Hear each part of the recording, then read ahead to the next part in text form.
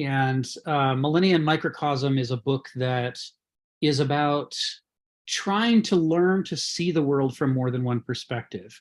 And it argues that in any given epoch of history, people tend to have so many shared assumptions about what it means to be human and how the world works and what's the nature of the divine and so forth, that they sort of share an interpretation, or let's say they share a set of interpretations. They may fight about whose interpretation is right, but their fight entirely takes place within these limits that aren't visible to them. And that the power of that system of interpretations for that epoch is so strong that when they encounter writings from other epochs, they have a tendency to mentally rewrite what they're reading so as not to take in what the original author from a different epoch was actually saying. That is to say, a medieval author or an ancient author, they're from different epochs from a modern, and their way of seeing the world and human beings and the divine and so forth is so alien to us that when we read them, we don't read what they wrote, we read what we would have meant if we had written that. So there is this act of reinterpretation that prevents us from actually engaging with authors like Thomas Aquinas or Aristotle. We can't read them in their own, according to their own intents. And it's not just the usual problem of, well, nobody can know exactly what somebody else means. That's not the issue here. We have that problem with each other as moderns, but this is a deeper problem, which is that we think we know what an ancient would have meant or what a medieval would have meant. And we think we know that because we believe we see the world pretty much as it actually is. We're not willing to accept the idea that as moderns, we are in an interpretive system that is like a set of warped lenses and mirrors that makes the world appear different from the way it actually is. We don't believe that's happening to us. And so as a result, we can't believe the idea that if we sit down to read Aristotle or Aquinas, that there's some deeper problem that might prevent us from understanding what they're saying. So in this book, what he's trying to do is to characterize the ancient epoch and its assumptions about the world, the medieval epoch and its very different assumptions about the world, and then to use those two epochs as frames of reference to look back at the modern epoch and say, given that, who then are we? What are all the things that we take for granted that we don't even know that we're applying as filters between us and the world? What is all that stuff? And so the goal is that by the end of the book, you then have gained the ability to understand that as a modern, you have a warped perspective. We as moderns have warped perspectives, and that we start to learn what that warpage is and how to take different perspectives at different times to free ourselves, basically, from being shackled to a single perspective. It's an audacious thing to try to do. So we're in chapter 4 of this book, and chapter 4 is called Ancient Civilization. And in this chapter, he's trying to do something even more audacious. When he talks about the medievals, he gives them a bunch of chapters to talk about them. And when he talks about the moderns at the end of that, again, he gives them a bunch of chapters to talk about that. But he tries to compress everything he has to say about the ancient world into a single chapter. So it's part of why we're taking extra time with chapter 4 is we know that he's done this enormous act of compression because he taught so many ancient civ classes. He's got it down. That we're slowing down and trying to unpack what all is he saying? What are all the implications? And what does this mean about the challenges for us if we're trying to understand the ancient civilization? Chapter 4 is broken up into lettered subsections, A, B, C, D, E. We're on section F, which is mythos and logos. But, at your convenience, you can go back, that link will take you to the whole chapter. You can go back whenever you want to and look at the earlier lettered sections and work your way through them. I'm gonna drop some text in and then I'm gonna call on Phil, but let me get some text in here first from this paragraph. So I guess it was 3 weeks ago when last we were working in this area. We were in the 4th paragraph of F, mythos and logos. So let me just actually put that in there too for a frame of reference so we don't lose it. So mythos, I did it already, never mind. All right, so here's the first half of that paragraph. And here's the second half of that paragraph. So I'm going to call on Phil, and then we'll come back to this text in a moment. Go ahead, Phil. Yeah, previous to your direction, don't you think that it's almost impossible to get away from your biases in this sense? And I'm going to repeat, a little joke that happened in a meeting with Kant. So this guy, asked like Emmanuel, is like, what color do you see? And Kant said, pink.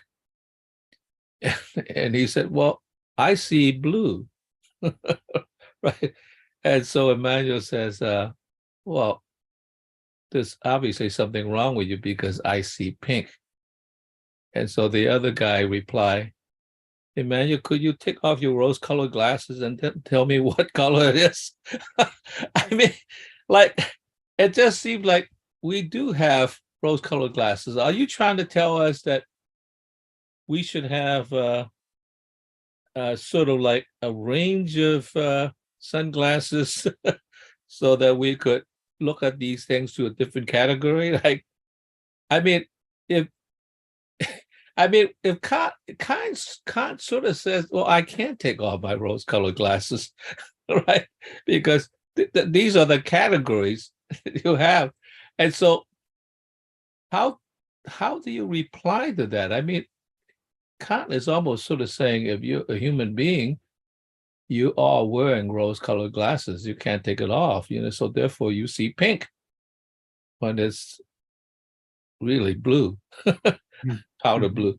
So that's why, I mean, a kind of bias, I suppose, you could say, well, that's really not a sort of like biological bias that we all have, but most of that is cultural bias. Okay, maybe that's true. Maybe in culture you could have all sorts of fashion sunglasses. All right, that's it. It's a comment. It's a great comment. And, it goes right to the heart of what is this book trying to do, because, Kenneth Smith's not, for Ella, who's new to this, Kenneth Smith famously is short on providing answers and long on providing questions. He likes to ask difficult and uncomfortable questions and explore the nature of them, and then not tell you how to solve the problem. And part of the reason he does that is he, as an existentialist philosopher, he's not about trying to get people to worship some intellectual system that he's created. That's not his goal at all.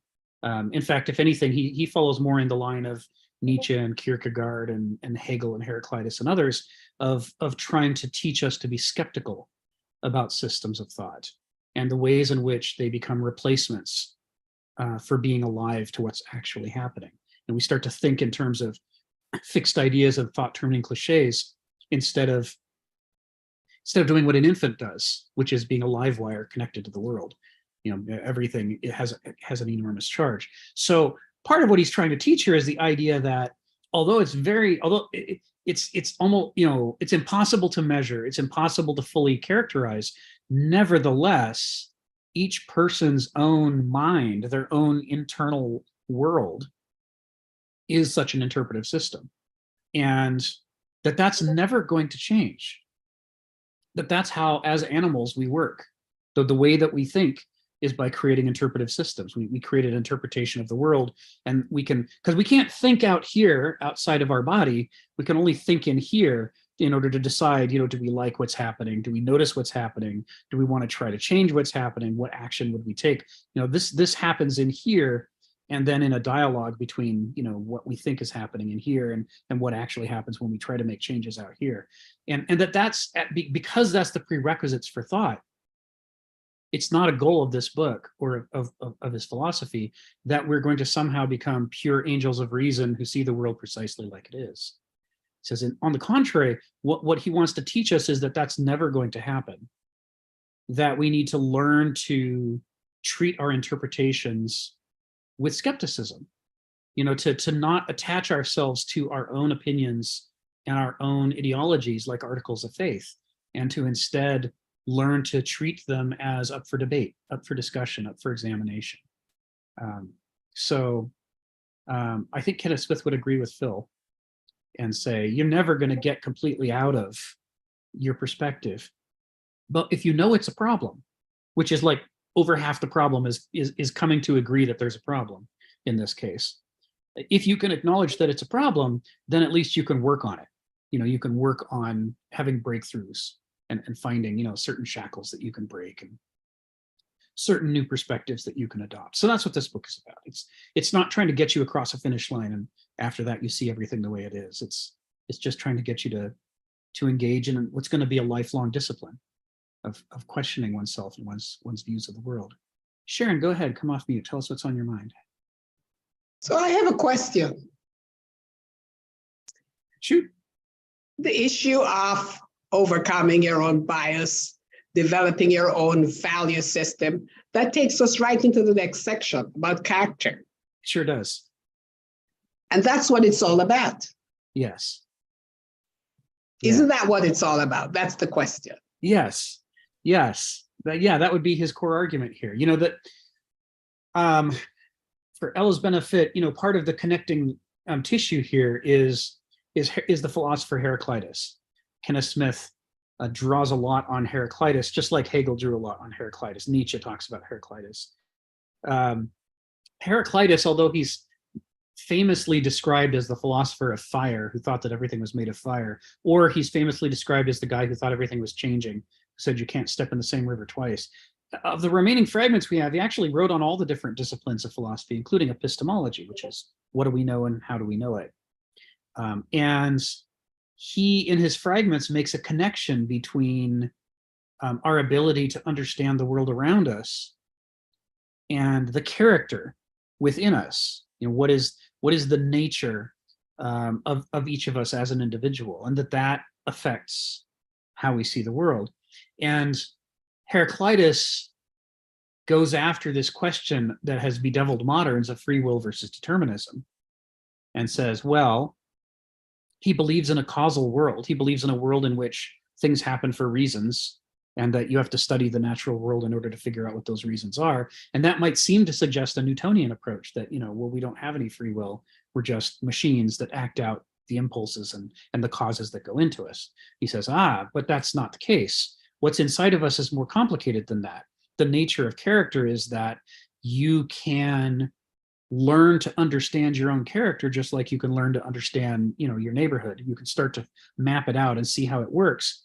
And just like you can in your neighborhood plant a garden and thereby change the neighborhood, so you can also cultivate your own character and change your character. And if you change your character, then you're changing what it is that is within the realm of possibilities for you to do. And Heraclitus would argue that this is a core responsibility of being a mature human being, that we are to study our character so that we can engage meaningfully in the process of changing it. And that's part of what Kenneth Smith's trying to do in this book, is he's trying to get us to understand that there is a character within each of us, that character is affecting how we interpret the world, and that we can change that character and thereby change our interpretations. So Sharon's right to point ahead to the next section. That's exactly where this line of argument that we're going to talk about today is headed. I don't think we'll get to the next section today, but we're going to move swiftly through F, I hope, and maybe next time we can start into G. One other quick comment, because mythos and logos, the establishment of mythos and logos impact a society, but the individual in the development of character is how they interpret, evaluate, and implement the mythos and logos that a particular society adopts, inculcates. And I think we're living in that time now. Yes. We have a lot of mythos and a lot of logos, and I think it contributes to the polarization because it's people's different characters that we're seeing. Yes. Yeah.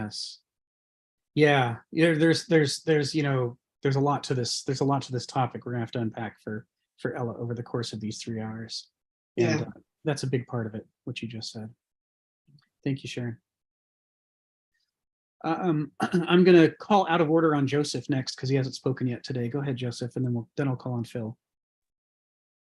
I'm just going to say briefly, when it comes to character, one of the things that is important to consider is that there is an element of humility where you're not necessarily measuring yourself by the outcomes of the actions. So you're not measuring yourself to something higher, which is actually allows you to transcend what you're actually the current moment. This is where your intuition comes in as well, and talks about intuition in this particular paragraph as well. But that's where character is something that is it helps us in not necessarily just thinking we have all the answers measured. It's kind of an answer to dogma, as far as I'm concerned, and that that there are natural natural aspects of character that actually enable us to get along as a species. I'm thinking in terms of just like kindness and compassion and empathy and things along those lines. And that is part of managing your character, because those are the things that you start to think about, is that if you're managing your character to a set of, I should assume that the principles that you're managing yourself towards are somewhat ideal, but essentially it kind of leads to a natural way for us to kind of get along. But it also, again, I think more importantly, prevents us from thinking that if I do some type of calculation, I have the answer. And that's where I think, I kind of get off I find that managing yourself to higher principles is more important. That's my personal opinion. But I think that's also what Kenneth is saying as well. Helps you kind of transcend social norms as well. If you're following your intuition, that you kind of know something's wrong and that something inside of you that you ought not do, then that's who you are. And then you kind of, you don't want your actions to necessarily come back and haunt you. Anyway, those are just some thoughts. Thanks, Joseph.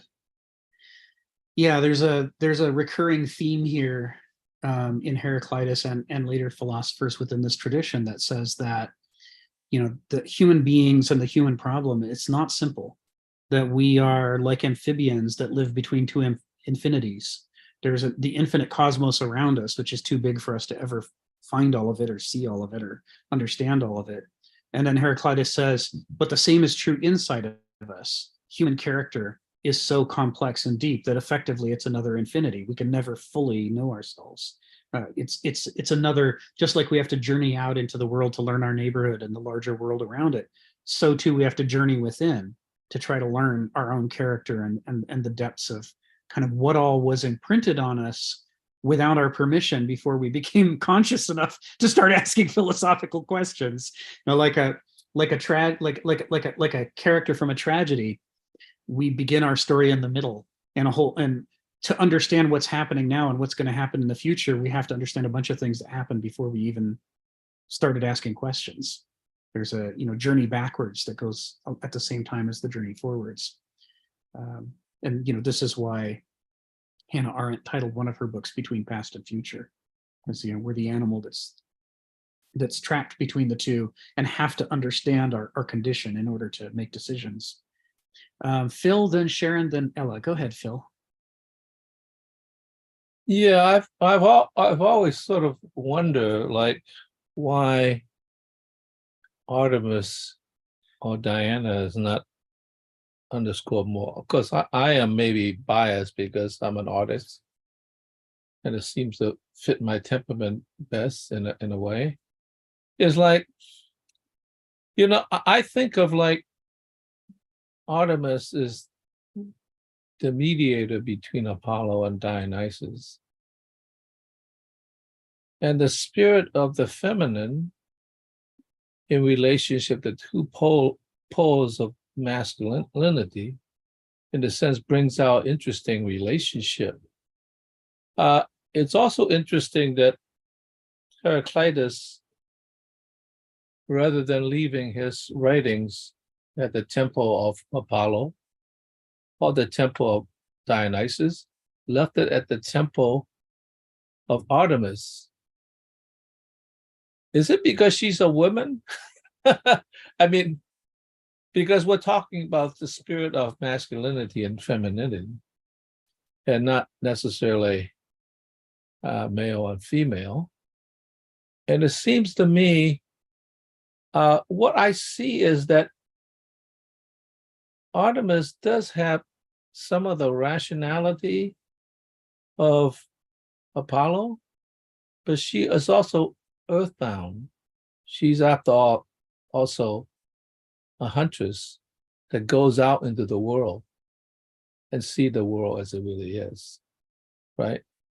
And what she sees is essentially something more aligned to mythos in a way, because it talks about one's relationship, the mind's relationship to the world, and what she sees is that it is always incomplete, and you have to keep tracking it in order to get more and more understanding of it.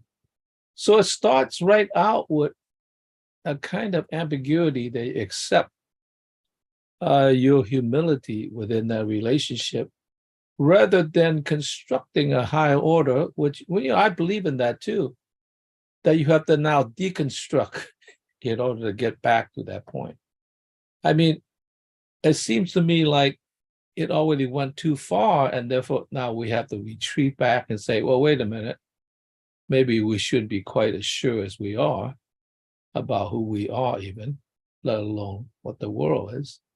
And so it just seems like a relationship with the world that is not only one that interacts and embraces the world, but ones that understand that within the search for harmony, there's also possibly a degree of atonality, of dissonance that creeps in. If you recognize that from the beginning, then you begin to understand that, actually, at least in music, a certain amount of dissonance actually describes our relationship to the universe better than if it's just totally melodic. And when it's totally melodic, you get kind of carried away with it, but it's just like, it doesn't have the depth of pathos that goes with it. So I just, every time I think about this, I kept wanting to underscore Artemis, because Artemis is not only the goddess of the hunt, the search for whatever it is that it is, but she's also, of course, the muse of arts, which of course is like what attracts me to her in a sense. So in that sense, she is an artist, but she is also connecting the relationship. Let's put it like the relationship between heaven and earth. She's grounded in the earth, that there's always a relationship there. That's it, Phil. Thank you, Phil. Yeah, that's right. This issue that you've talked about before of the role of the artist as living on the boundary between the city and the wilderness, neither just in one nor just in the other, and having to equivocate between the two and to translate between the two. These are very Heraclitean ideas. This idea that there is this realm of material before us in the world that we can measure, and then we can use math and logic and other kind of formal disciplines to help us do calculations with. But the ancient perspective, which is not a modern perspective, it's a very anti-modern perspective, is that entire structure of reason rests upon a much larger and more cryptic structure of what a modern can only call irreason or irrationality. which is a realm of experiences and feelings and memories. And if you probe it too deeply, you end up walking on a web of paradoxes, things that seem to self-contradict. When you try to pin down the deeper principles of the cosmos, you end up in a realm of paradoxes. And to a modern, it's inexplicable how something as seemingly pure and clean and perfect as math or logic could grow out of a soil like that. We imagine a growth out of such a soil as being an improvement or a replacement, that now we don't need that horrible, dark, confusing, primitive stuff, because now we have laws and math to help us. But the Greeks never thought of, I mean, well, not until they were in their collapse, but in their classic stages, they never thought of reason as a replacement for experience. They saw reason as the flower that grows out of experience and would die without the irrationality of experience. So this idea that we've got two different mental faculties at work, and that we equivocate between them, and that we need both of them, is something that the ancients are very, very comfortable with, but the moderns have a very hard time with. So Ella, and then Sharon. Go ahead, Ella, and tell us what's on your mind. Sure, thank you. Yeah, you brought up some great points, everyone. I was just thinking about quantum physicist David Bohm. You're probably familiar with him, but he always says, suspect your own thoughts, and he has this meta processing thing that he does, and I can't describe it accurately, but I'm attempting to learn it. But suspect your own thoughts, not in a suspicious way, but just look at your own thoughts. And then also along those lines of Bohmian way of looking at the world, process philosophy, just getting into it, not an expert, but reading a little Henri Bergson and Whitehead, just to sort of balance out Hegel and Kant and some of that, just to sort of gain a larger perspective. And I think I would agree that I like how they tie in the universe, the outer with the inner, and it's not just about idealism. It's about what's your processes, your inside, and how that relates to the processes outside of you. And that sort of gets a balance, that Phil was referencing. I like a melodic and I like dissonance occasionally, but a good balance. And it's difficult when you get to things like all of the views are so polarized. And so I get that it's really hard to have discussions at all. And I think it was Sharon that mentioned that. Yeah, I'm not sure about that though. And one would think it would be a simple conversation to say, well, how can we improve the economy for all of those people that, want and that need it, clearly demonstrate need, everyone. And so that's more of a materialist perspective. And then like a Rawls or maybe little excerpts from Marx or parts of Marx or whatever. And then combine that with idealism and freedom and the existential viewpoint so that you have that, freedom that humans seem to need. But you can't even have that conversation of balance. Like going back to Phil's metaphor of the melodic and with the dissonance, how do you balance it and even have conversations? That would be my question. Excellent question, Ella. Yeah, it's the problem that he's trying to address in this book is he's saying these frames of reference are so alien to each other, but they're talking about the same thing. And each perspective thinks that it has answers to all of the questions about what this thing might be. And so it can be difficult to even figure out that you disagree with somebody else because you're using all the same words. You seem to be talking about the same thing. But what's missing is this idea that if I say free will or determinism, I don't mean the same thing Aristotle meant when he says free will or determinism, which again is not what Aquinas meant when he said those things. That this is one of the Kenneth Smith's core points. Every important term that you need to even talk or think about these things is already preloaded with assumptions before we begin the conversation. And those assumptions change our interpretation so dramatically that they can put us on opposite sides without even realizing it ever happened. So Kenneth Smith's argument here is rather than having a tug of war over whose definition is right, what we do instead is we accept the idea that there's not a single correct interpretive system. That instead, our job, instead of fighting over who's right, is to learn to describe the different interpretive systems that are available to us and to be able to then move ourselves between them. And so what he used to do in his philosophy classes back in the 80s that he used to teach in Louisiana and Texas is he would take on the roles of different opposing personalities from the history of philosophy and have an argument in front of the class.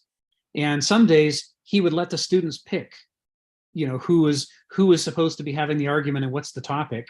And then he just role play, okay, fine. Here's Socrates having a knockdown, drag out argument with Benjamin Franklin on the question of personal freedom and what does it mean? And he would do that in order to show us that it's one of the things that Shakespeare says about human nature is that we're consummate actors.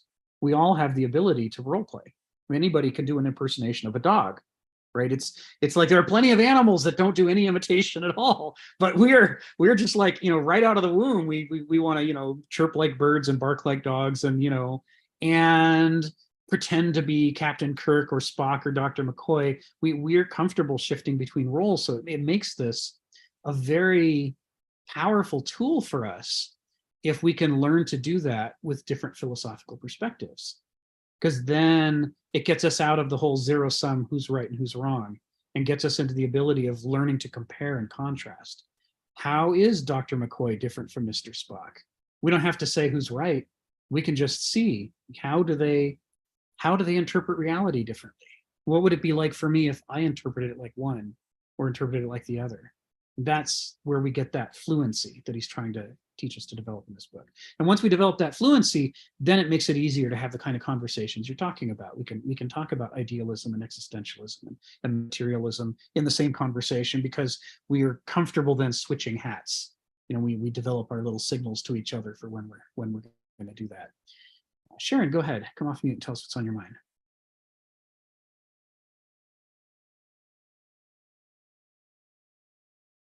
Okay, got it. Well, I can't say it as sophisticated as that, but over the years, in managing people and in managing situations, difficult situations, one of the mantras I have that it is always more enhancing to be curious than judgmental. So it's always better to ask what you think and how you want to resolve and what is going to be your component in this situation. To resolve in the situation. And the second thing here is, I want to point out something that Kenneth Smith said. In the second paragraph, he said, myths tell the naive about the ways of those fantastic and obscure inner teleologies that comprise human nature. The characters in myth name some urge or liability which prudent human beings will have to learn how to navigate around. And that, I think, is the essence of it all. That's my contribution. Thank you, Sharon. Hey, Sharon, you sound like Artemis, the mediator. Nice. Well, actually, that's what it is. And because most people always think they're right. And there's nothing wrong with thinking you're right. Just what fraction of your rightness are we going to put into this pot of stew? Yes. And that's the way we resolve things. Because I work in a very high, tense, fractious environment. So you have to find ways to figure it out. Mm-hmm. Mm-hmm. I think you're right. Thank you, Sharon. So yeah, so let's go to the text. The text I shared in the chat. This is where we were 3 weeks ago.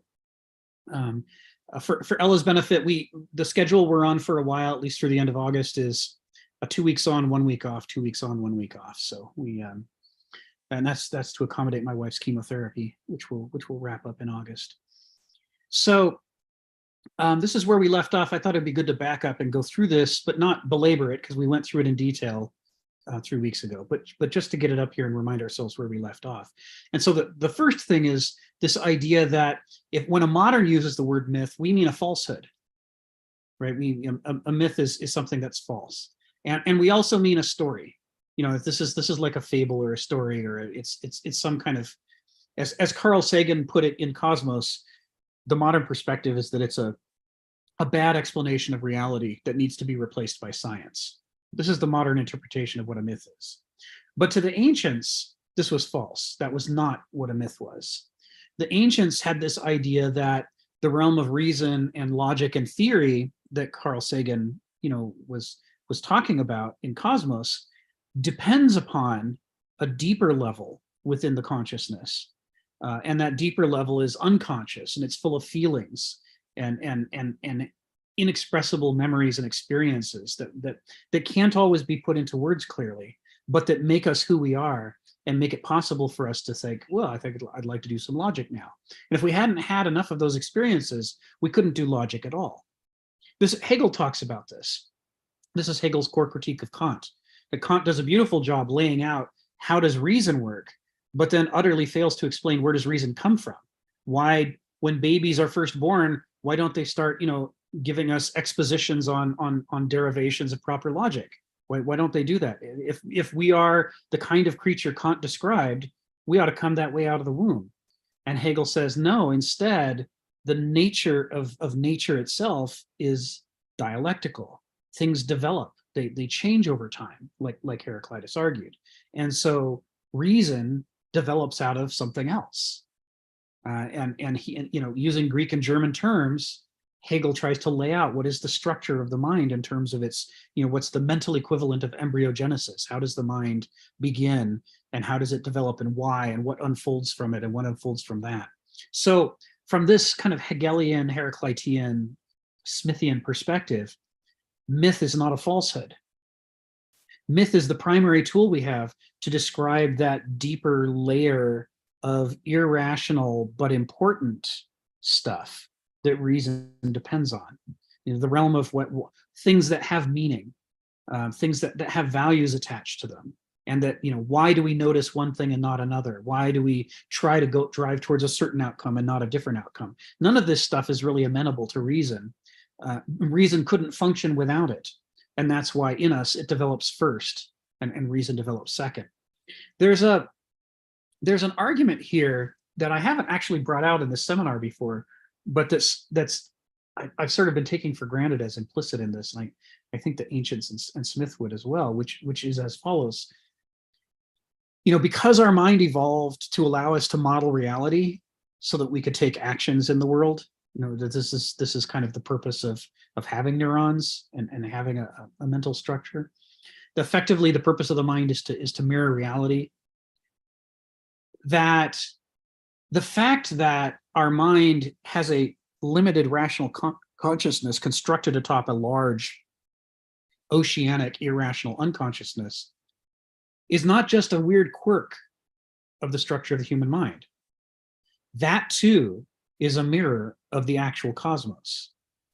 For everything we can measure in the world around us, there are countless things beneath it that we can't measure.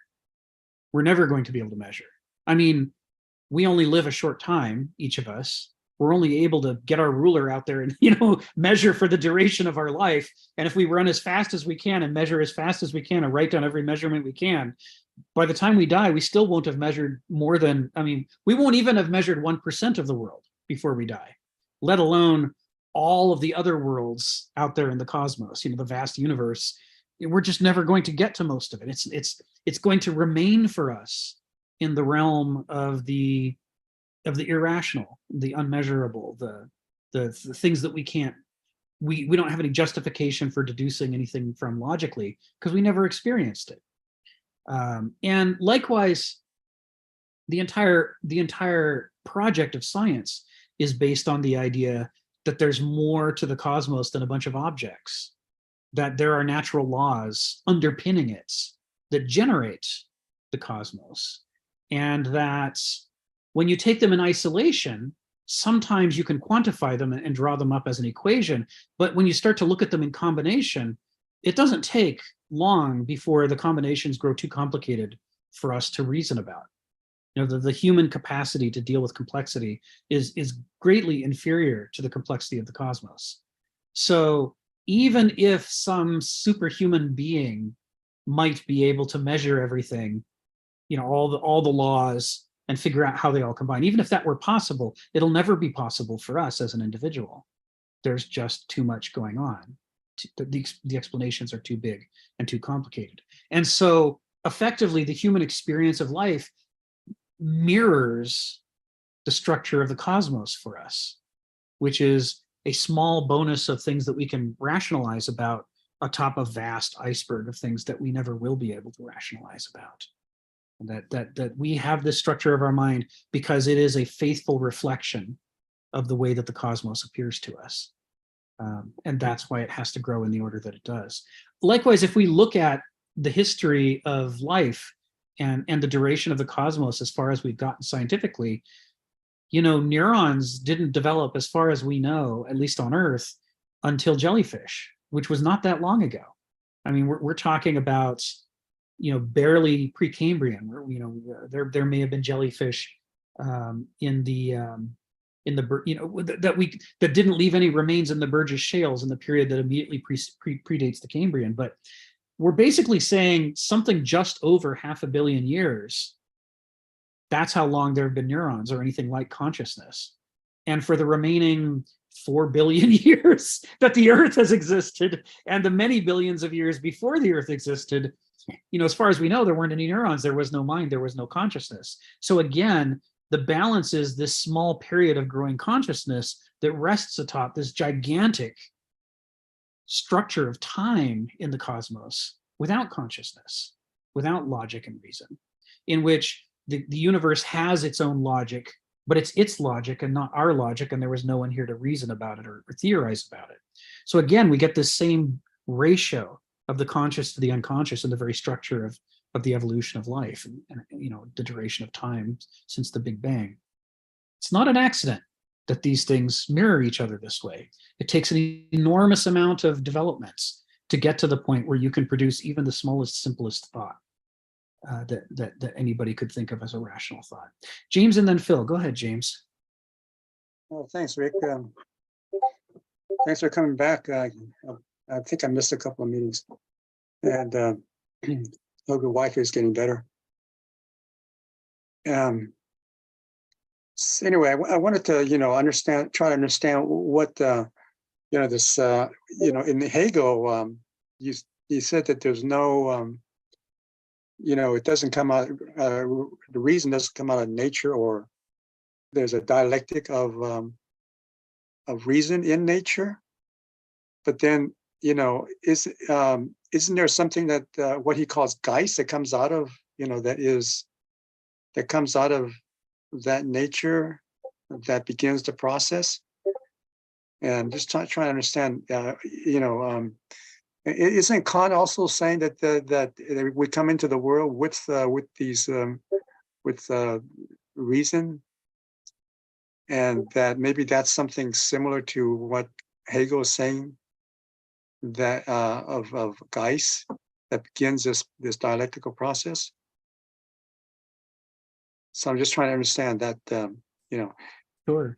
and also Nietzsche's idea of the will, right? Is the it seems like Nietzsche is trying to replace that kind of like idea of the Geist with the will.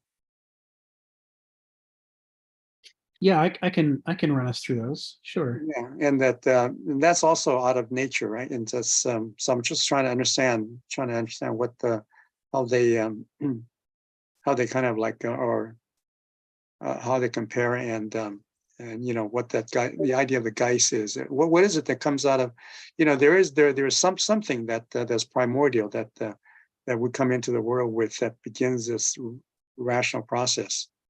Right. Right. So I appreciate if you can clarify that a little Yeah, bit. my pleasure. My pleasure. I'm working on a set of replacement diagrams for the ones that I shared 2 years ago in these seminars, to get them more up to date and closer to the actual terminology that's being used. But in a nutshell, the Hegelian model of the mind is that the mind as a whole, the in German, the term Geist means both mind and spirit at the same time. They're not two different words. They're the same word. And so his philosophy of Geist is a philosophy of the mind and the spirit. Different translators pick one or the other, but those are both distortions. If you translate it as the philosophy of the mind, you've lost half of what Hegel was trying to say. And if you translate it as the philosophy of the spirit, then again you've lost half of what Hegel was trying to say. It's a translation problem we have between German and English. And so to Hegel, the Geist is the whole mind. It's everything about the mind is the Geist, and that it includes multiple components that develop out of each other in the same way that a whole human being develops out of a fertilized egg. That there is this simpler stage in the development of Geist that he calls Begriff, and Begriff is the experiential faculty of the mind. And the clearest evidence of Begriff is the way that an infant can't distance itself from its experiences the way an adult can. We have, as adults, we've learned to create some shock absorbers and insulators between ourselves and experience. But for an infant, everything is absolutely brand new and occupies the entire mind. When a toddler stubs their toe, this isn't just like, ow. This is the worst catastrophe that has ever befallen the history of the world, right? I mean, the level of the screaming is directly related to the inability of the infant to distance themselves from their experience. They and their experience are synonymous. They're aligned with each other when they're first born. They don't know why they feel the things they feel. They don't know why. They don't have this superstructure of self-explanations that's going to develop later. But built into this capacity for Begriff is also this capacity to develop new mental capacities. This is why Begriff in this Hegelian / Heraclitean / ancient perspective is more fundamental than reason, because reason develops out of Begriff, and reason for him is Verstand. He uses the term Verstand in a limited way in his book, The Encyclopedia of the Philosophical Sciences, when he's talking about the philosophy of the mind. But he sometimes uses the terms the subjective mind to talk about Begriff and the objective mind to talk about Verstand. But either way, what he's talking about with objective or Verstand is he's saying this is the planning, reasoning, logical, willful part of the mind.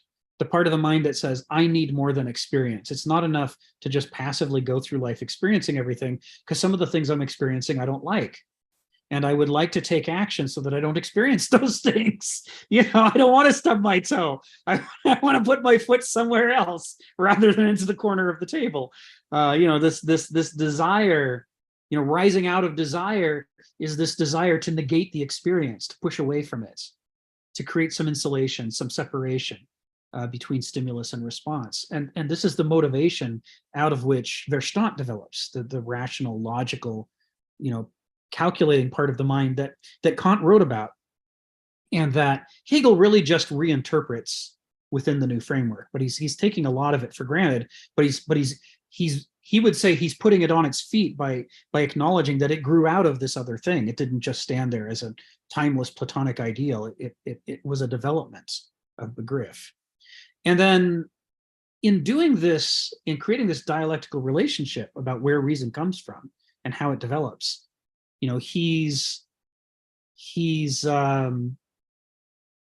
calling into question our traditional ways of deciding what's rational and what's irrational. As moderns, we want rationality to be the source of all good things and irrationality to be the source of all bad things. We want it to be that if only people were rational, we could live in a paradise. Or we would understand that it can't be any better than this. This is a pragmatic paradise. This is as good as it can get.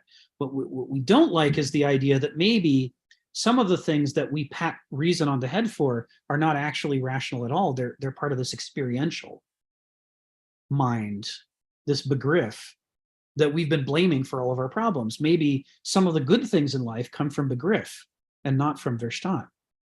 And conversely, the scapegoating that we do where we try to blame our irrationality for everything that's bad, Hegel sets in motion a whole line of development and exploration, some of which he does himself, which leads us to question whether maybe reason shouldn't be worshipped. Maybe it's not the source of all good things. Maybe some of the bad things that we've been blaming on begriff are actually the fault of Verstand. Reason itself can lead to problems. That some of what we've been calling reason is begriff.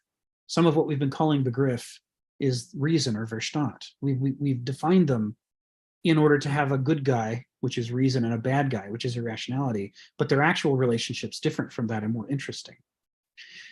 Having established that, he then establishes a third faculty of the mind, which he calls Vernunft, or the absolute mind. And he calls it the absolute mind in part to say that until this faculty develops, we don't really have Geist in its mature sense. We don't have an adult mind until Vernunft develops in us. That if we stop with, live every day as though it's your last, the experiential level of begriff, then we're living in an infantile mode. And likewise, if we stop in an intellectual mode and say, well, reason is the source of all good things and everything else is bad, again, we're occupying an sort of infantile mind. It might be a stage beyond infancy in the development of a human being, but it still counts as childhood. It's a childhood of the mind to mistake reason for all good things and to say only good things could come from reason.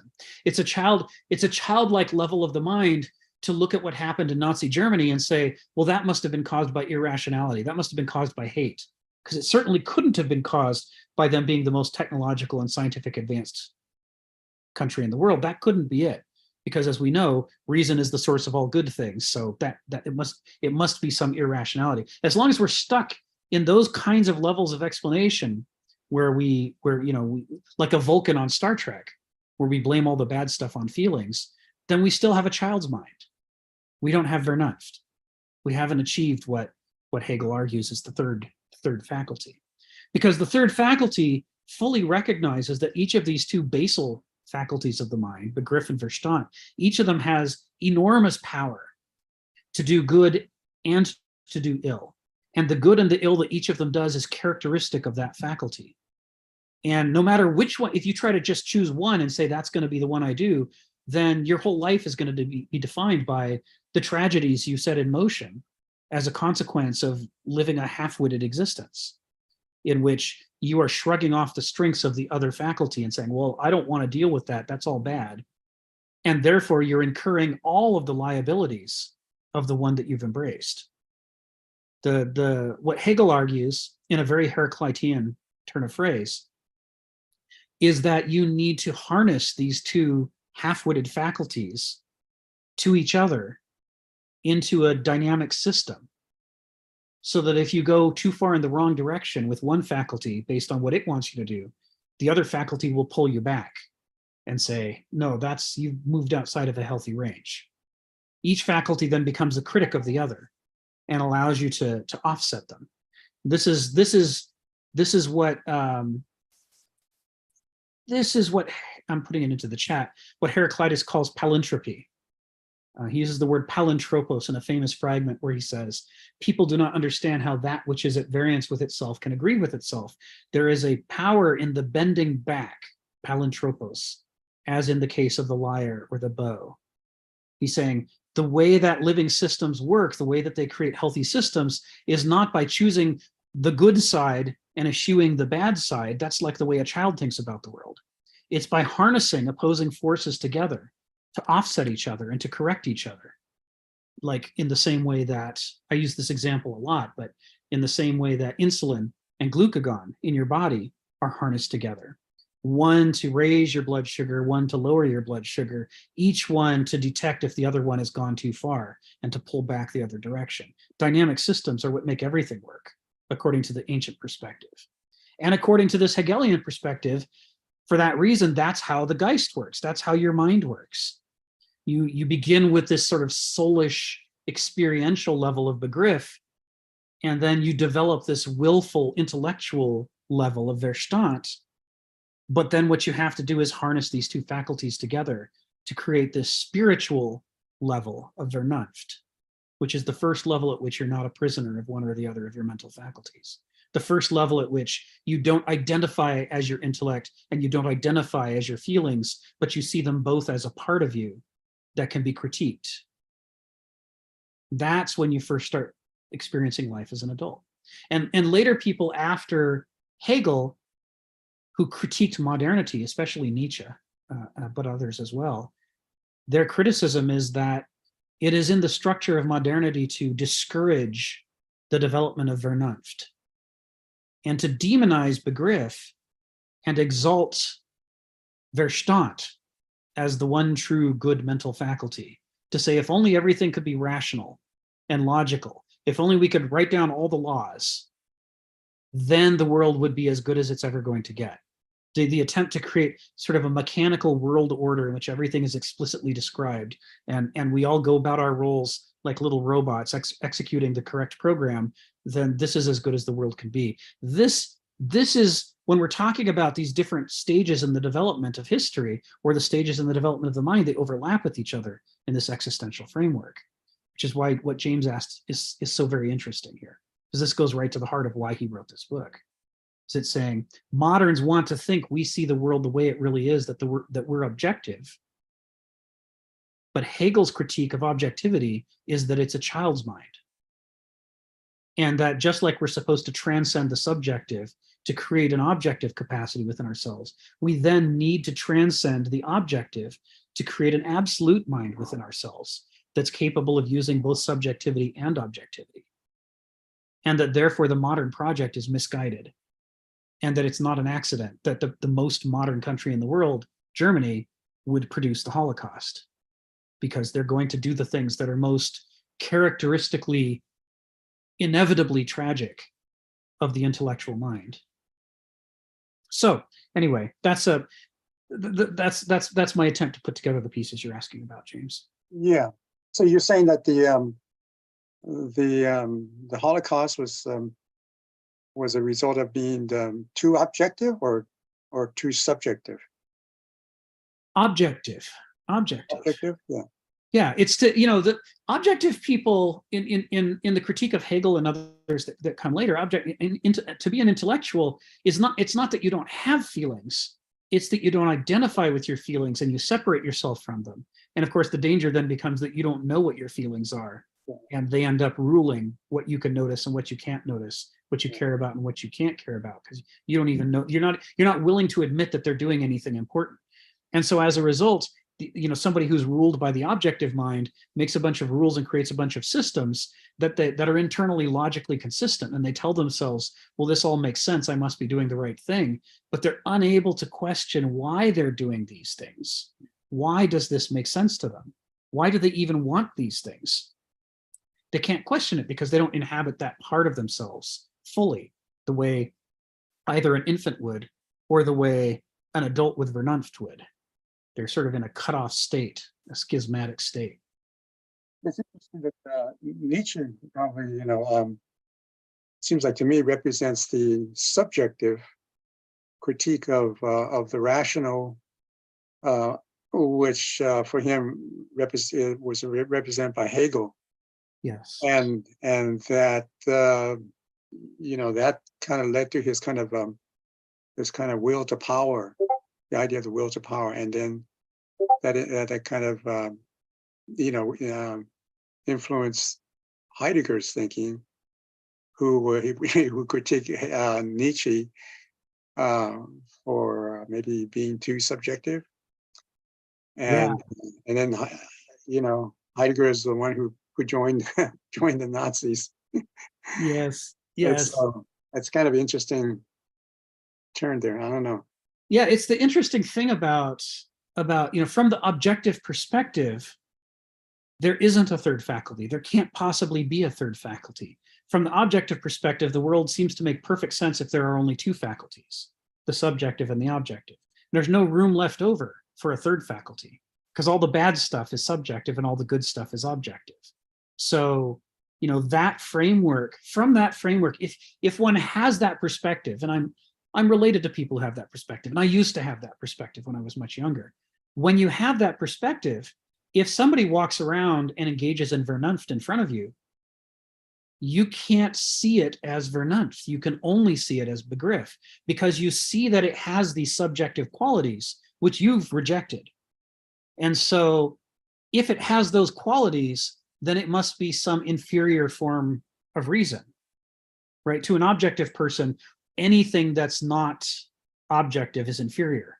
They can't handle the idea that the objective and subjective are equally important.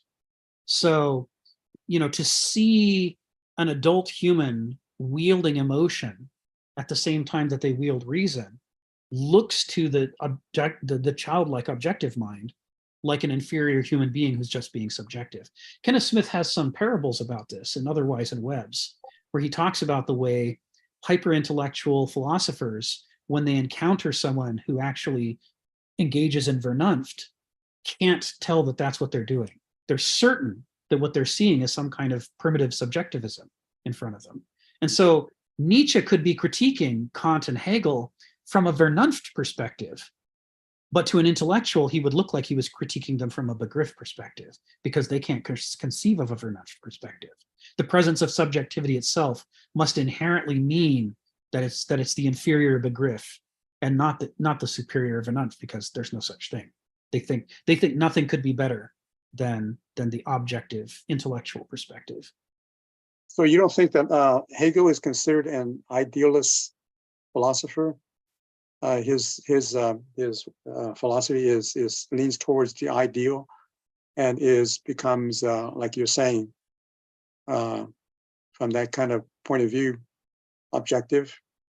Yeah, he's a bit of a paradox because he was going after Kant, and the basis for his critique of Kant was that Kant wasn't naturalistic enough. Or he was going after Kant for having described the mind as some kind of ideal, and he wanted to reinterpret the mind as a natural phenomena that develops like things develop in the natural world. And so from that perspective, he's the opposite of an idealist. He's a materialist. He's trying to create a material basis for explaining the mind. And yet, at the same time that he's trying to do that, he's also trying to justify German Lutheranism. I'm reading this book by Karl Lobeth, From Hegel to Nietzsche, the Revolution in 19th Century Thought. And in the opening of the book, he compares side by side Goethe and Hegel. It's really interesting reading. And he shows the way that they were influencing each other a whole bunch. I mean, everybody who reads Goethe can see how naturalistic he is, how obsessed he is with nature. He's almost a pantheist. And if you look at Hegel by comparison, Hegel seems clearly a Lutheran Christian. And you might say, well, he's an idealist then, right? He's in the relationship must be that one's a materialist and the other's an idealist. But in fact, when you read their correspondence with each other, you can see that each of them is taking the other one's position very seriously, and they're trying to incorporate it into their own philosophy. And they think that they have. So whether Hegel's an idealist or a naturalist really depends on your perspective. He's a transitional figure who's trying to bring more naturalism to the idealism of Kant. Thanks, Brady. Thanks, James. Phil and then Ella. Go ahead, Phil. Thank you for going through all that. I came out of that with something that's a little bit different, but it seems to coordinate with what you're saying about Hegel. I never quite understood Hegel in the sense like Geist meaning both spirit and mind, because they seem different to me. Okay, so I think you begin to make me understand that to a better degree. And my thought began with the fact that, when you think about a child, the first thing the child experiences is that everything is everything. And you could either say that everything belongs to the child himself, and so the universe, the world, is already inside him. Or you could say it the other way. It's like he's actually looking at the world. And it seems to me, the next thought I've had was that he begins to realize as time goes on that there's a difference between him and this other thing he's experiencing. And which is interesting because I think my thought is that almost it's beginning to distance himself from the world in a sense. So it no longer just belongs to him. It's like it's not him, it's the other. And my thought is that distancing is the beginning of objectivity. But I would call it something different. A beginning of the reification of things. The objectification of things, which to me seems to lead inevitably, if you really take along that line, materialism. The world is made of stuff, right? And that you have an impression of it is made of stuff. So if you follow that, then in a sense, that's what rationality or reason is that you begin to understand the pragmatic nature of things in the world, reify, and turn into stuff, your projection into. But if you look at it the other way, it's interesting because I suddenly realized there's a division between Eastern and Western thought. And I mean Eastern thought, not so much in China, but more in the Vedic religions. Because if you look at it the other way, that in a sense, what came first was him experiencing the thing, or she experiencing the thing. And the first thing that is neither him or the world, but consciousness, right? Consciousness is conscious of himself and the world. If you take that way, that is actually spirit rather than stuff. The stuff of consciousness is consciousness that in a sense manifests the world. If you take that further, then it would really be the relationship of you, your consciousness, to the world consciousness. Or Brahman versus Atman. And it's like, oh, that's the divide between logic and reason and spirit, right? Is it a consciousness of measurements or is it consciousness of consciousness? I think that in a sense, by understanding that divide, then you could see how. Now, I'm not certain that, I'm sure Hegel had some understanding of Vedic religion, but probably not a very deep one. But nonetheless, he must have gotten that in a sense. It's that, the mind of things and the mind of consciousness, they actually belong in the same world, right? Because yes, what would you be if the world was just full of stuff and you didn't have a consciousness? it would not exist. Yes. That's the first thing that came along, even before you. Right. You're distancing it yourself is that you're distancing the world consciousness to your consciousness. So that is a very, very interesting thing that, in a sense, is being spoken about, is that, it's really not the world or myself that was first. It was consciousness that recognized itself within me, being conscious of it. I think that's a very, very deep insight. And I could sort of see why, like Eastern philosophy never got quite as materialistic as we are, because it did not want to reify to the degree we reify things, Mm-hmm. consciousness as objects. Mm-hmm. I mean, which is also necessary. So I think, in a way, the synthesis of the two, I guess what you call Vinod, is really an understanding that the world of things, the reification of things, and consciousness itself, I think that's such an important part. To tell you the truth, I would not want to exist without consciousness. If I would just, I would tell my, relatives that, continue. Like when I become a vegetable, I guess vegetables still have consciousness. Just unplug me, man.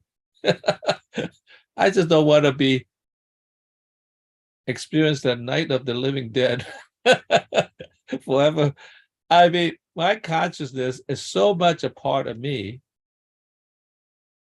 that no matter how many things you give me, it just doesn't compare, right? So, thank you, Hegel. So, the two way of looking at it is very, very important. Thank you, Phil. Thank you, Phil. Yeah, it's challenging. In the Encyclopedia of the Philosophical Sciences, before his section on the philosophy of mind, he has earlier sections on the philosophy of nature and the philosophy of logic, where, among other things, he talks about. No, actually, I'm thinking of a different work. I'm thinking of his history of philosophy. In his history of philosophy, he talks about dualism, and how, as long as somebody stays stuck in a dualist mind, they're inclined to try to apply the law of the excluded middle to everything. They find themselves unable. They can explain all the trivial stuff, but they're unable to explain all the more profound things of life, like where did life come from? What is life? Any attempt to make a tinker toy construct of logical syllogisms can't get you from a rock to a cat. You sort of can't make the transition. And we see that problem in biology in the middle of the 20th century, where they can do evolution once life has come into existence. Once there's a cell, they can map out, a whole genealogy of life. But prior to the cell, they have this chasm that's created by the law of the excluded middle between, what's not alive and what is alive. And they try and they try and they try, and they just can't figure out how to cross the gap. Even in the 70s, in Carl Sagan's Cosmos, when he's trying to bring people up to date with the latest research, he talks about how with lightning in a bottle, they're able to produce organic molecules that are the building blocks of life. But what doesn't happen in that experiment is those building blocks don't then assemble themselves into cells. And this is still a problem to this day, and people are struggling to figure out how you cross the chasm. When you think in a dualistic mode in which there's two sides and they're separate from each other and never the twain shall mix, it becomes difficult to explain the actual cosmos we live in, where things are always flowing, right? Ponte re, says Heraclitus, right? All things flow. So he describes a cosmos in which flowing from lifelessness to life is possible because nothing is fully lifeless. Even a proton has behavior. Even a quark has behavior. It may be very simple behavior, but it's got behavior. You know, an ion wants to find a matching ion to connect to. And it doesn't have desire in the human sense, but you wouldn't know that if you dumped two ions, one positive and one negative with the right charges into a solution. They're gonna react. They're gonna behave. They're gonna behave every bit as much as though they wanted to. And this idea of desire and intent and life permeating everything, even if it's at a primitive level, or what these days we prefer to call a basal level. This can make sense of the cosmos in a way that the law of the excluded middle cannot. So the hyper-noetic mind, the hyper-Verstand mind, hyper-intellectual mind that wants things to fall into clean categories so that it can make distinctions between what's true and what's false, and can run logical syllogisms to sort the two, ends up having problems with every part of the cosmos where things mix in messy, complicated ways. This is what Hegel talks about in the history of philosophy. He says, when he gets to Heraclitus, he says, finally, somebody who can get beyond two, someone who understands the power of three, which is that you can combine the two to create something new, something that never existed before. And this is his basis for the dialectic. He's basically arguing that his dialectic has lifted philosophy to the level of three. Of all the numbers that could exist, Hegel's great accomplishment is to get us from two to three. This is how he sums it up in the history of philosophy, and this is where he says he could never have done it without Heraclitus. Heraclitus got there first, but all we have left of him are fragments, and so he felt it was his job. Hegel felt it was his job to reassemble the fragments and build the coherent philosophy that he thinks Heraclitus must have had. And that's where we get this stuff I put in the chat. Ella, go ahead, come off mute and tell us what's on your mind.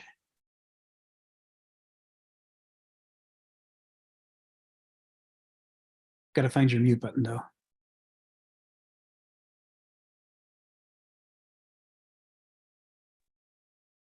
Hello, can you hear me? Hi. Yep, perfect. Okay. Yeah, I couldn't unmute for a moment there. Okay, yeah, I love the discussion so far. That you guys have developed, Rick and Phil. So I actually was on the same track. I like how you delineated the different stages. Rick, Begriff, and Verstand, and Vernunz. I don't know if I'm saying that correctly. Yeah, and my idea that, I was thinking more along the lines of what Phil had said as a follow-up in thinking about the categories that you had laid out, these three, not categories as in Kant, but these three divisions of consciousness. So, yeah, I love your, though I wanted to say, I love your description of Begriff. And I think there are a lot of positive things about that. Just being in the moment, being immersed into the environment and a part of nature, feeling a part of, whatever your immediate surroundings are. There's more of a feeling of being alive and immersed in reality and connected to reality in that stage. And you can see that with children. But when going into Verstand, I almost think it's a development, and I don't want to minimize it, but it's a developmental stage, and perhaps it's just at 9-10 years old, you get a certain mass of neurons and connections, and in your nervous system, and then you have that moment of going into Verstand of or series of moments of, oh wow, my world is not just mom, dad, my favorite stuffed animal, my, grandma, whatever, the trees, where I live, my house. Wow, I'm separated. That's how I see it. I'm separated now. There's a difference in seeing the entire world. And I wondered if someone could elaborate about that a little bit.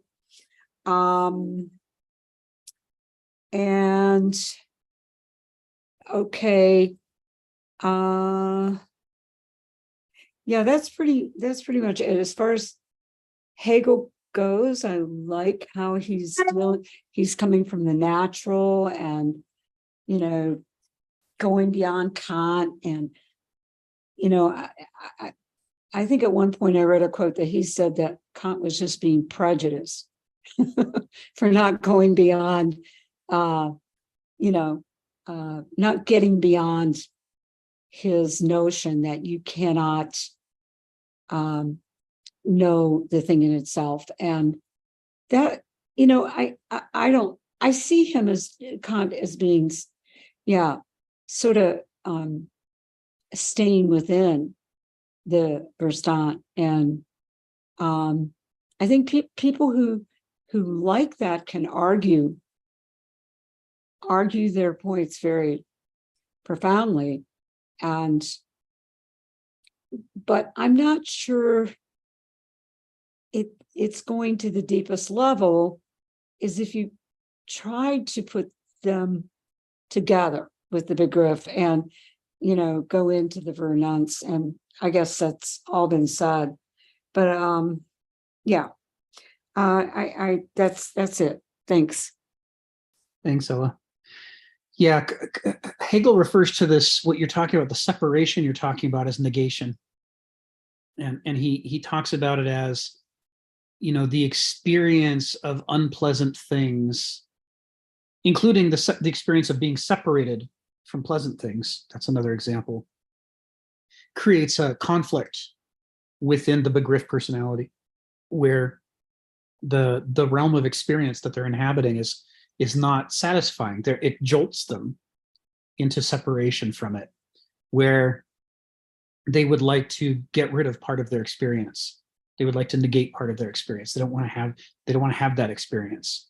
And the only way to get out is to gradually, incrementally develop the willful part of their mind, the planning part of their mind, the pattern matching, reasoning, predicting part of their mind, so that they can try to figure out, how could I act in the world so that tomorrow afternoon I'm not hungry?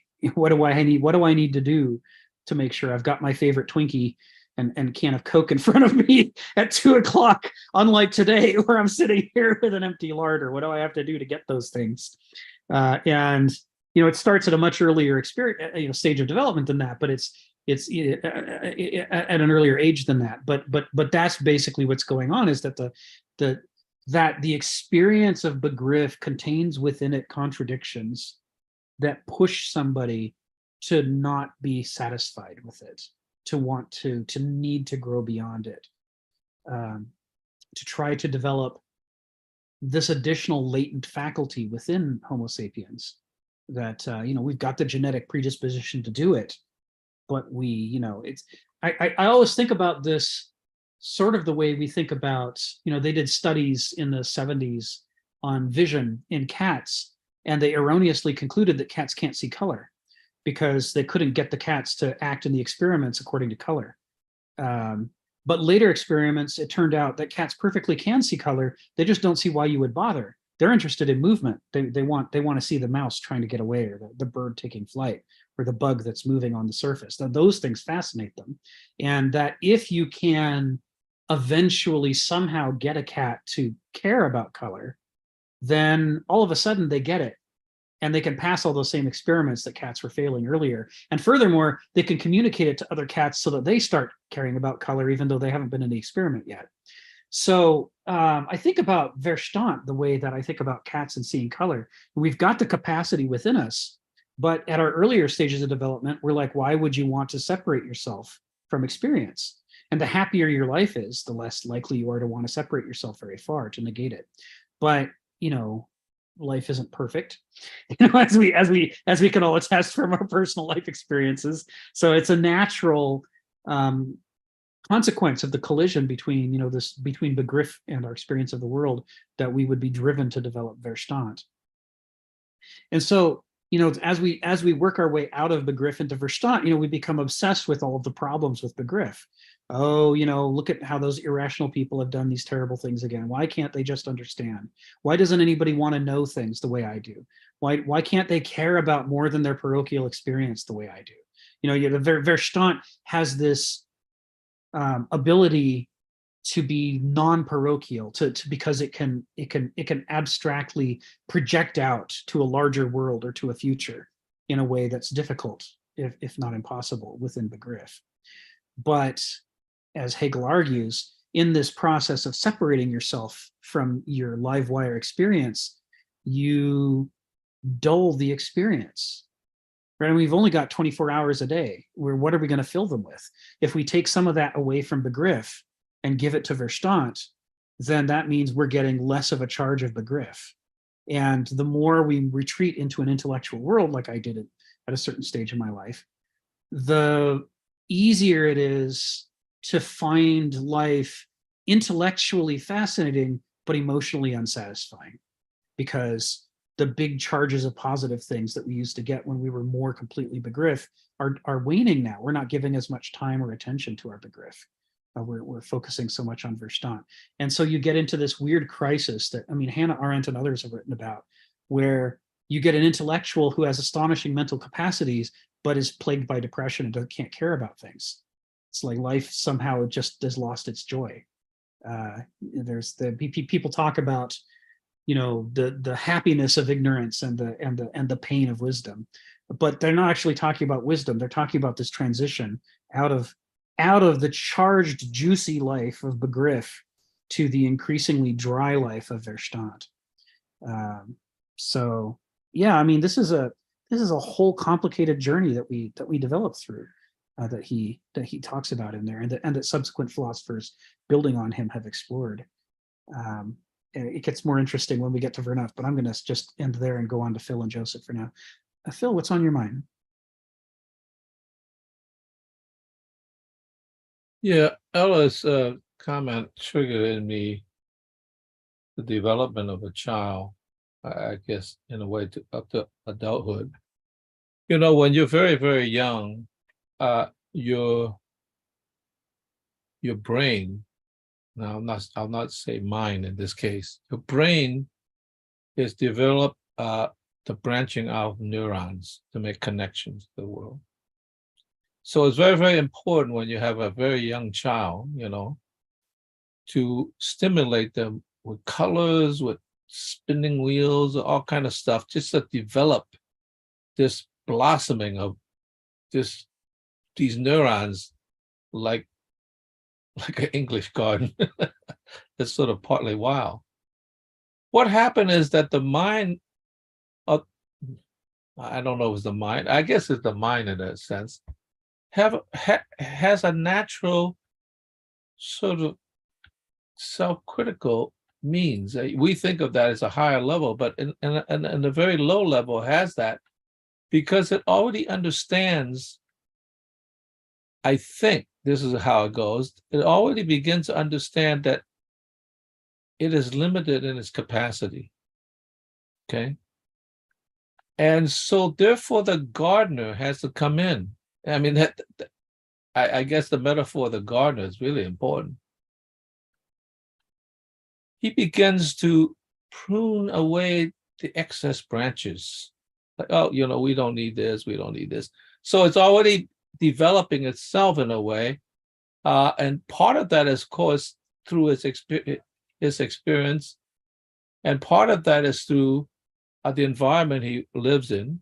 Okay, so therefore the environment certainly has an effect on you, because what happened is that you begin to do these things repeatedly, and those are main connections. You don't want to get rid of those main roads, right? And then I never go into this off the way, off the road branch. Let's just prune that. Make more room for the more important things, because you only have so much limited capacity. That's already a statement about the problem of the mind in relationship to the finite, somehow making room for the infinite as best it could. It could never do it. I think that's an important thing to know that, in a sense, that's what kind of growing up and education and environment, it's not simply a matter of the biological aspect, but how you brought up, whether you're brought up in a well-educated family, or, whether athletic family, whatever, all that begins to prune your mind to a degree that, once you walk on a path enough, it just becomes a dominant path. And that's how you develop into an individual. So it is important to understand that in a sense, as you grow up and mature, you begin to, let's say, understand how to manipulate the garden so that it will grow in a certain way that it becomes not a jungle, because a jungle is not as, well, a jungle is almost as bad as a desert. So in some sense, I think that's what a part of nurturing and bringing up a child, or or the educational system, all that is so important, because you are, in a sense, helping it prune the garden, because that's part of what civilization does. And so if you're born in a different civilization, it would be pruned slightly differently. As a Japanese garden is very different from an English garden, which is very different from a French garden. I mean, so therefore, and I think the chance to, in a sense, go to another garden and say, this is quite different from a Japanese garden. You begin to understand other things. And I think if you were, a person that was never given the opportunity, this is what you got. That's it. And I think that's so important, that we need to understand that we are also gardeners to ourselves. As well. It's just like, let's just let it go wild. I mean, the English garden is close to that, but it definitely is managed. It's not a jungle. So I'll just say that I think that's important, because we think of it just blossoming. No, that becomes a jungle. That's why you have to kind of manage it, and the gardener is a very important part of that. So that's it, Phil. Thanks, Phil. Joseph had his hand up before and then put it down and put it back up. So I'm going to call on Joseph.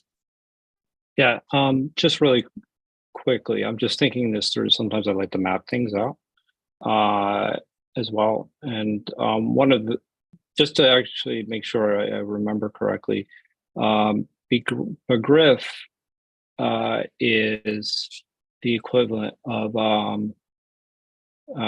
like the thesis, and the antithesis would be Restant, and then essentially philosophy is the synthesis, right? I mean, if I remember correctly, the way we mapped that on. Hegel hates you right now. Yeah. Okay. All right. Yeah. I just. You're right, but Hegel hates you right now. I could live with it. I'm going to get by it. But the one thing I was thinking about, and I thought about a lot lately, is this idea of even what constitutes information and knowledge, in the sense of, we think of things and you hear about them being spoken about, especially these large language models, like what actually equates to wisdom. And so the way I was thinking about it is, the traditional way is just like data, information, knowledge, understanding, and wisdom is the way I kind of look at this. And way Kenneth has basically, what he's been kind of articulating is that if we were to just map the rational mind onto that model, that we would probably come out with some really bad answers, because if you're to draw that because it's almost like a pyramid that I draw when I think about that, and that if you think about the different ways of thinking, and you took away almost intuition out of that category or out of that comparison, that would be essentially it would essentially have a very distorted perspective on reality. So, I mean, am I thinking about that in the right terms? And because I like to draw things out sometimes, Yeah, me too. and I think that that's probably, if I were to kind of just compare some of the things that Kenneth has been talking about and what it means to be wise. Actually, what does wisdom actually entail?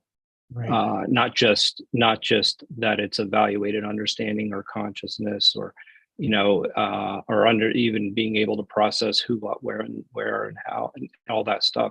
It's more than that. Obviously, it's kind of mapping the modes of thinking that I'm trying to do is, and I think that actually would help if you could just clarify that for me, because I'm a little bit more visual person. So Sure. Yeah, me too. That's why I did that old diagram, and why I need to do another one is I don't like the old diagram. So it needs to Right. be improved upon. But yeah, this idea that the begriff experiential level of life is the fundamental level of the mind, of Geist. Without it, nothing else is possible, and it's the majority of our mental experience of the world. I think it was Stephen earlier mentioned dreaming. The dreaming faculty, that's all the griff in action. And Hegel compares the human experience of the world to sleepwalking. He says, like we're dreaming. It's like instead of attending to the shared intelligence of nature, we are attending to our own private intelligence. And we think that that's reality. And so we sort of sleepwalk through life, reacting to what's in here instead of what's out here. And he says that's the fundamental problem of epistemology for human beings, that for us, the experience of life, including the experience of our interpretations of life, is so strong that even for the most intellectual person in the world, it's still the dominant thing that's happening. Even though the intellectual, by being cut off from their feelings, doesn't know that they're just as packed full of feelings as the most naive emotional person that they might point to and laugh. They don't understand that they're just as charged. But nevertheless, it remains true. This is the dominant experience that they're having. It's just that their conscious focus is away from that. And it's all focused on, the ideas and the evaluations, the logic and the judgments they're making.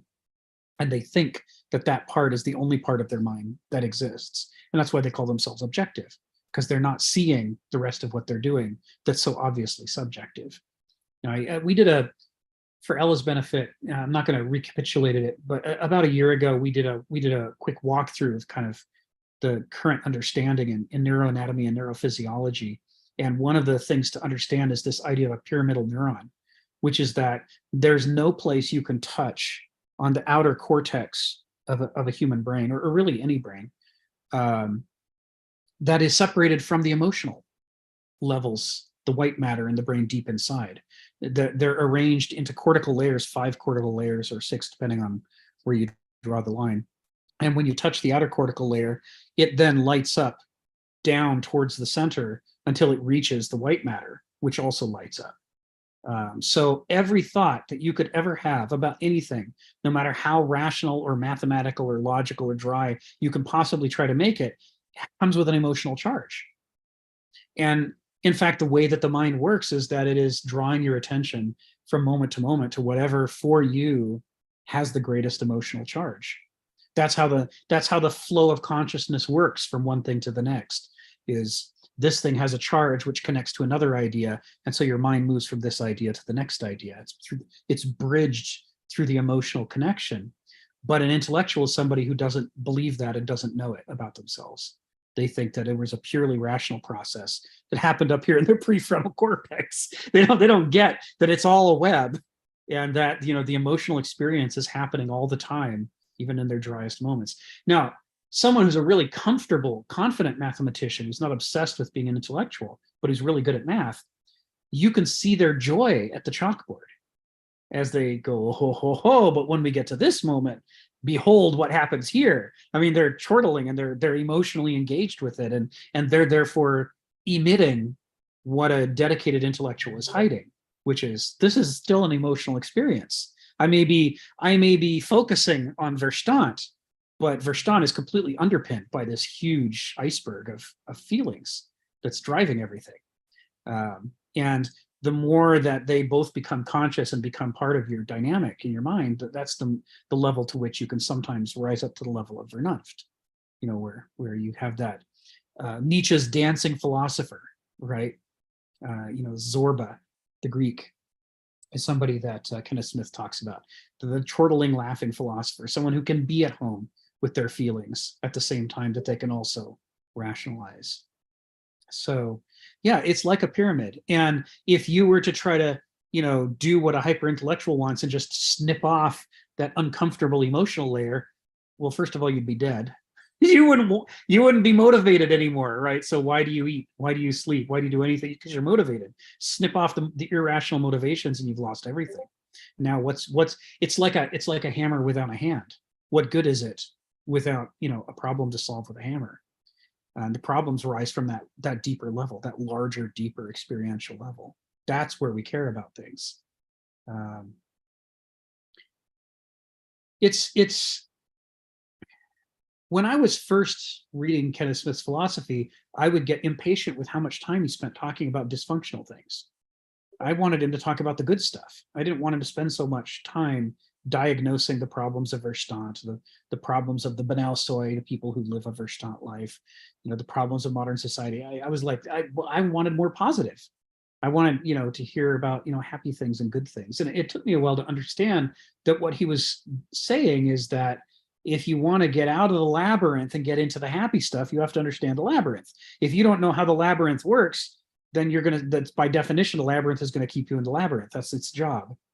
And so, you know, piecing out what you're talking about, Joseph, you know, what are these connections and relationships between these layers of the mind? This is the prerequisite to being ever able to do Vernunft. You know, as long as a Verstand person understands their own intelligence from a strictly Verstand perspective, they're trapped, because it seems to explain everything. It doesn't seem to leave any room for any more mature, more adult faculty of the mind. There's no room left. Yeah, go ahead. So yeah, so like kind of wisdom would be evaluated understanding, and you would never ever get to that point. You would never be evaluating or questioning your perspective, and that goes back to what we were talking about with James before. When you're, you know, in the middle of Nazi Germany, you don't question as to what.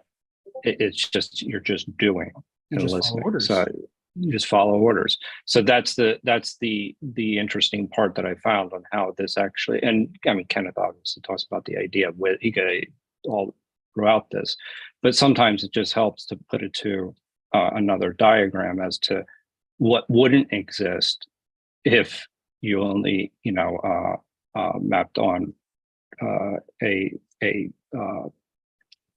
you know, only a rational mind, not necessarily. Yeah. So that's right. And the great challenge here is that, you know, each of these mindsets is complete from its own perspective. It seems to explain everything. And it's like, you know, we use metaphors and terminology drawn from manuscript analysis, you know, like 2,000 years, maybe 3,000 or more years of manuscript evaluation. They've developed some concepts like the concept of a lacuna, which is a gap in the manuscript. And of course, if you're looking at an actual carving like the Rosetta Stone, you can see the gap. You can see the broken corner of the stone where the words trail off as they move into the broken region. Or if you're looking at a papyrus manuscript, you can see a torn section, right, that might be reconstructed from the shroud of a mummy, or someplace that's, you know, been marked, you know, with ink, and now you can't read what was underneath it. And so when you're in a manuscript, when you're working within a manuscript tradition, it's easy to tell the difference between what you have in front of you and what it might originally have said. You know, the difference between the impression and the reality is almost signed right on the surface of the thing you're trying to analyze. The problem with Geist is that these Begriff Verstand faculties, they fill in the gaps for you. It is part of their nature that they want to erase the lacunae. They want to erase the evidence of the lacunae so that you don't see a torn out corner or a smudged section of text. The words just seem to go right from the before the smudge to after the smudge, and your brain structures it in such a way that the flow makes sense to you. So you don't know there's something missing. You can't tell that there's a gap. And because you can't tell there's a gap, you don't think to ask the question, I wonder what I'm missing here. Just the natural experience of your own mind makes it feel like, well, you're not missing anything. You must be seeing it all. And this is how, a logos culture like modernity can convince itself that it's the most objective society in the world and think that that's the same thing as seeing the world the way that it is, right? Because the objective faculty, the Verstand faculty, fills in the gaps from its own preferences to make it seem like a seamless whole, that nothing's missing. Yeah, that's what's really hard about these things, is that these mindsets become traps. And it's what's different about Vernunft from Begriff and Verstand, is that Vernunft, because it's a palintropic dialectical faculty of the mind, it's defined by the way that it compares multiple perspectives, right?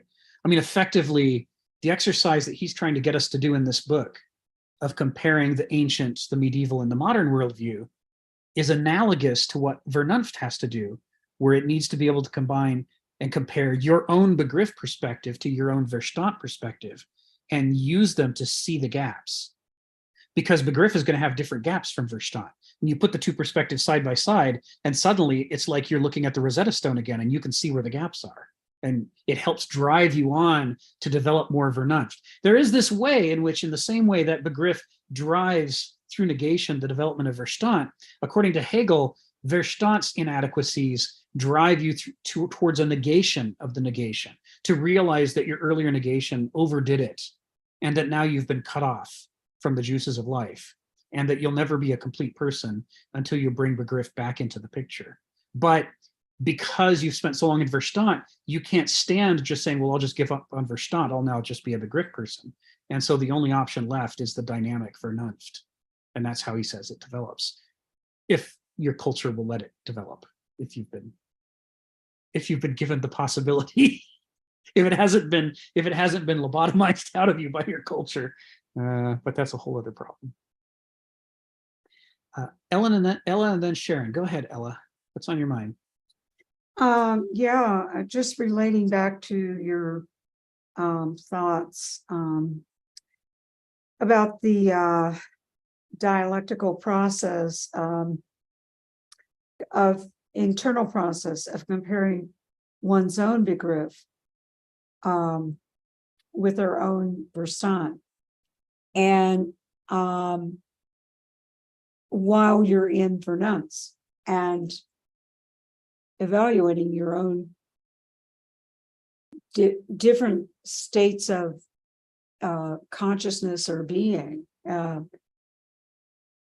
that are subjectively possible. So I've gained this perspective,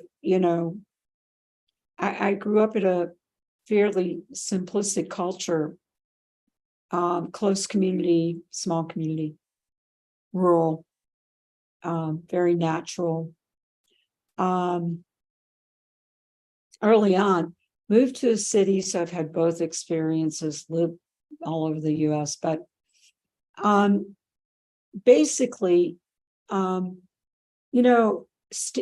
lot of people are closer to nature and Begriff, to one another in those small rural areas, it seems to me. And this is a cultural perspective, maybe right, maybe wrong. But and then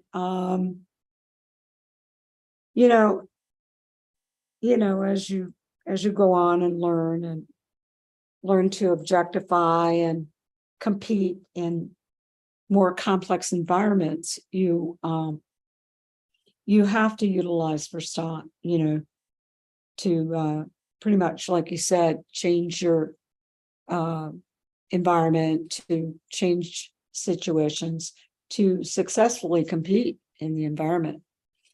And then you develop Vernunce, hopefully, and can, begin on that journey and so forth.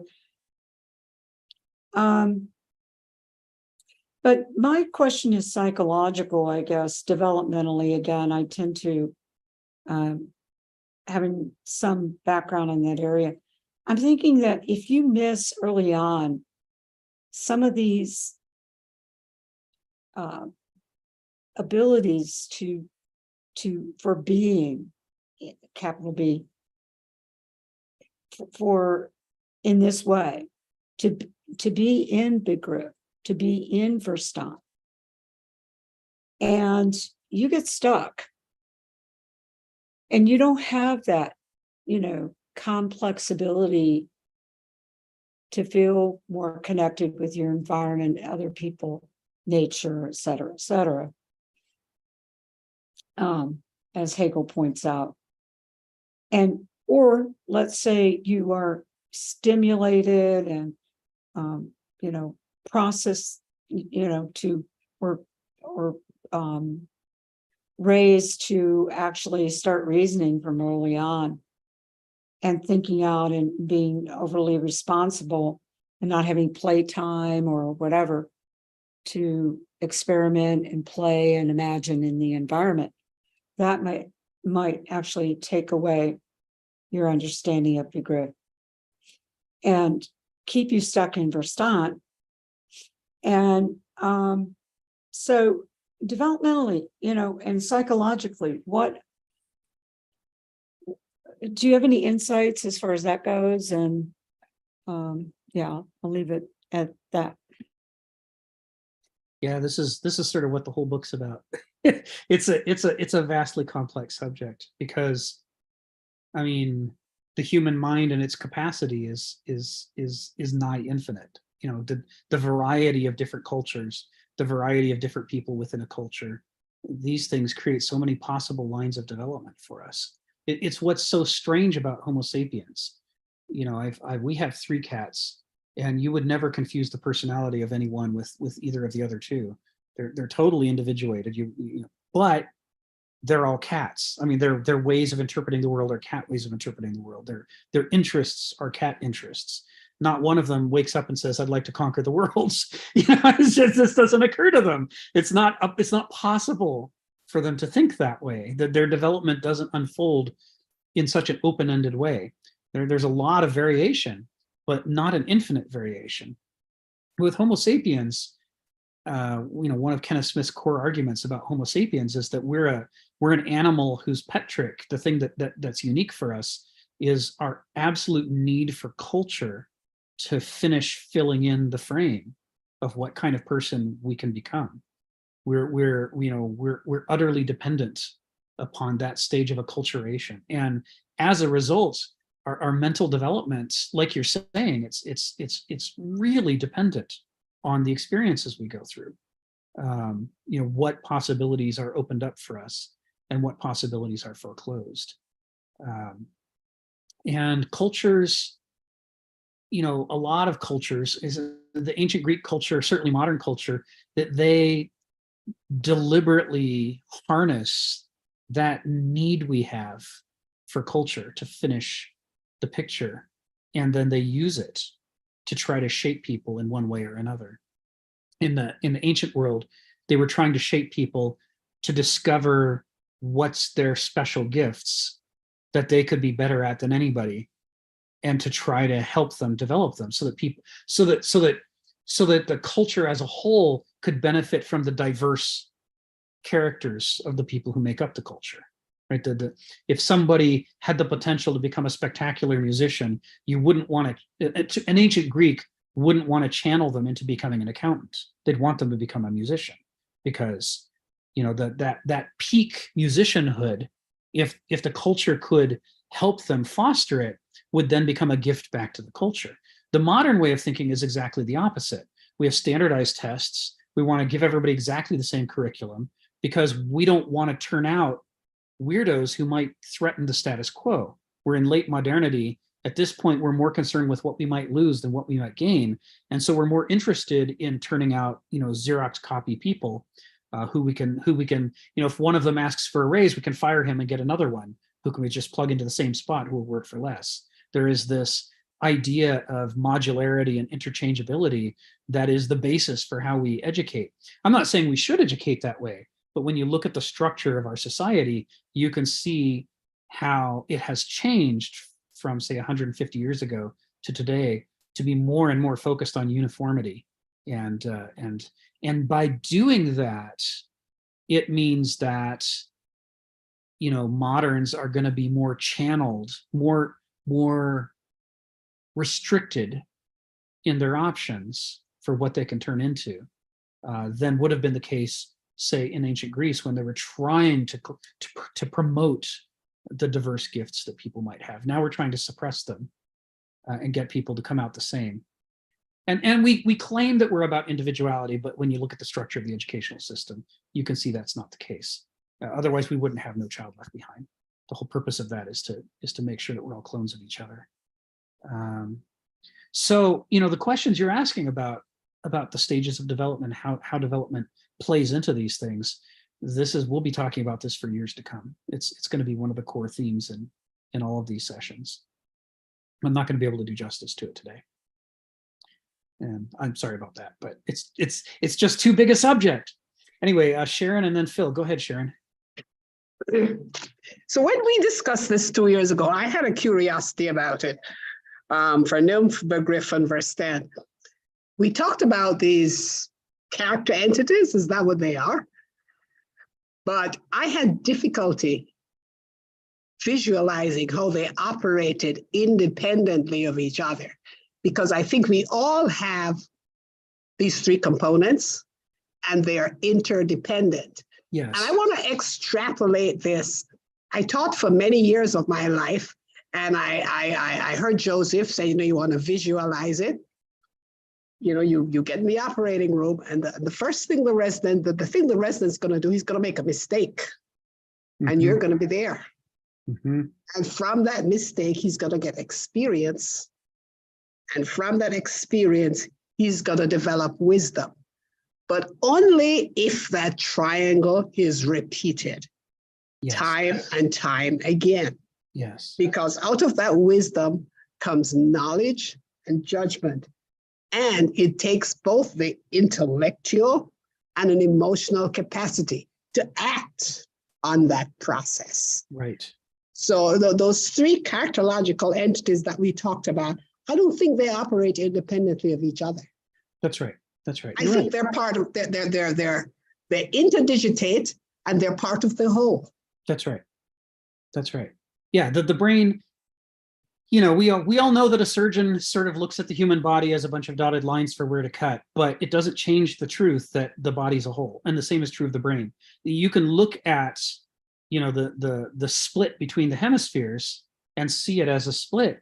Or you can look at the corpus callosum and realize that the two hemispheres are buds, not two separate objects sitting side by side. And that just like you have all these pyramidal neurons that work from the cortex down to the white matter, you have all of these neurons that cross from one side, one hemisphere of the brain, to the corresponding location on the other hemisphere of the brain. So it's clearly, the brain is clearly meant to operate as a whole. They are, just like you say, interdigitated. So kind of the way to think about these is you can think about it as three layers. The fundamental faculties are gnosis and noesis. Gnosis and noesis are the fundamental faculties of the human mind that we're talking about here, that all of these other things are based upon.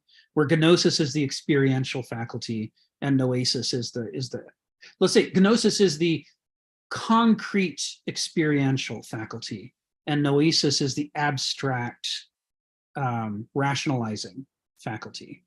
Gnosis is more soulish and noesis is more willful. But we have both, and we have both for a reason. Just like we have a left side of our body and a right side of our body for a reason. They're intended to work in concert. So the question is, how do you combine these faculties? Where do you put your focus? And up above, I did a sort of kind of pseudo math where I said begriff equals gnosis minus noesis. And what that means is that begriff are the kinds of thoughts you have where gnosis is the dominant element that's involved, and noesis plays a small part.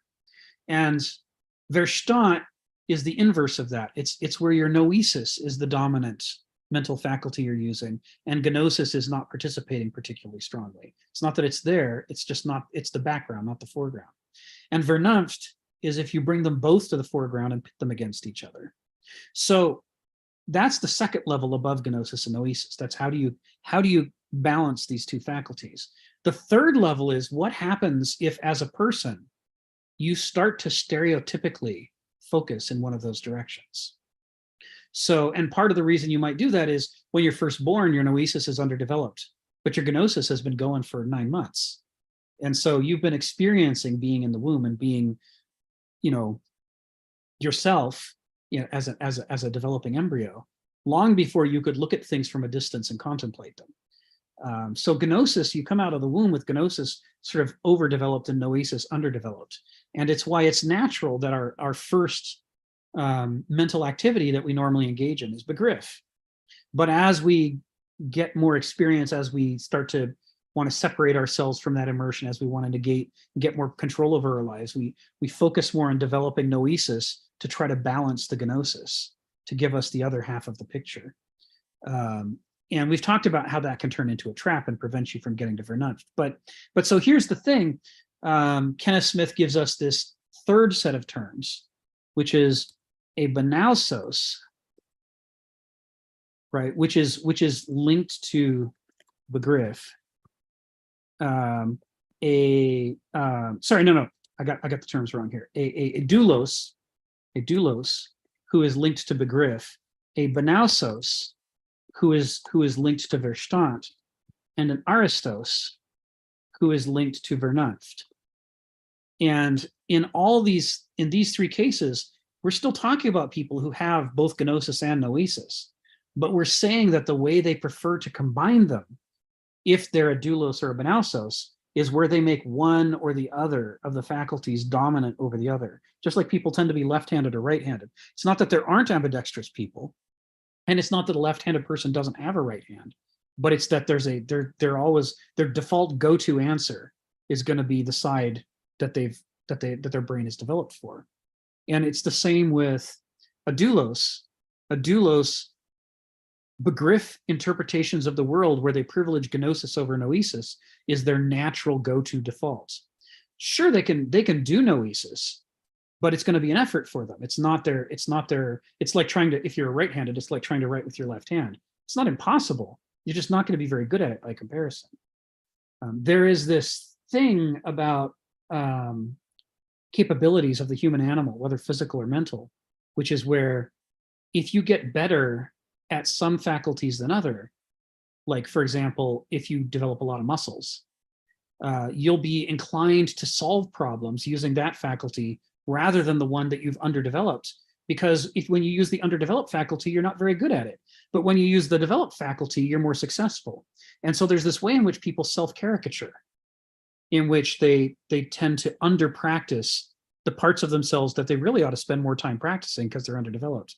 And they tend to over-practice the parts of themselves that they've overdeveloped. There's a natural tendency to imbalance that we see in people. It's part of why people specialize. And then you look for a career that allows you to leverage the thing that you've developed to be good at. So this is what happens with douloi, banausoi, and aristoi. It's not that they don't have the other faculty. It's that they have self-imbalanced themselves to where they're better at one than the other. So that's their usual go-to answer. So a doulos can certainly sit down and balance their checkbook if they have to. But banausos might really enjoy sitting down to balance their checkbook. It's not something they have to do. They're really, they might be good at math. They might prefer that. And if you were looking at a population of douloi and a population of banausoi and saying what percentage of them fail to balance their checkbook, you might find that a lot more douloi fail to balance their checkbook than banausoi, because for the banausos, it might be a pleasure, whereas for the doulos, it's a task. So this is what we mean when we say it's not that they don't have both faculties, but they're leaning one way or the other. And the leaning is as a result, the current leaning is as a result of the earlier leaning. in that way that people tend to imbalance themselves as they develop. Does that make sense, Sharon? Yes, yes. So there's an interplay among them all. Yes, yes. Yeah, they're all using both sides of their brain for sure. But the question is, what's my frame of reference? Where do I tend to default? And you can see that in that practical example that I gave. Mistakes, experience, judgment, because not everybody accomplishes that. And after I listened to you 2 years ago, I wanted to know which of those you could apply to those three entities, because not everybody makes the cut, as you know. Yeah, that's right.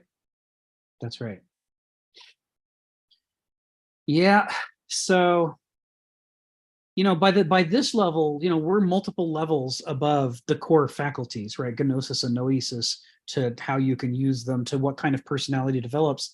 And of course, a whole other level comes out of this, which is the development of populations and cultures.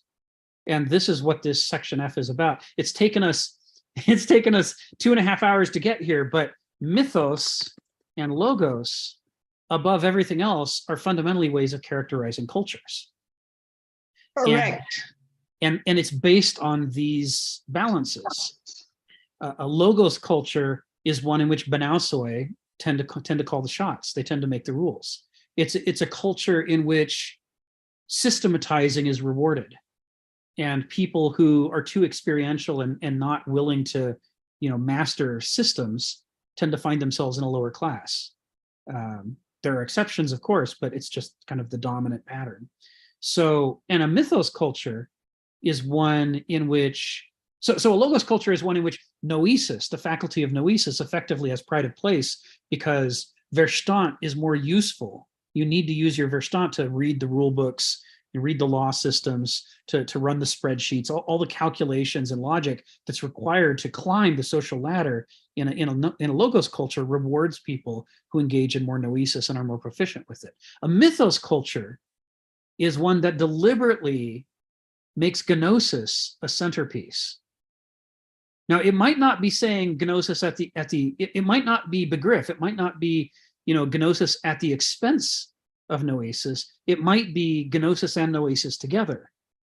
But it's a culture in which gnosis is at least part of the central conversation about how things matter. You can talk about right and wrong without checking a rule book in a mythos culture.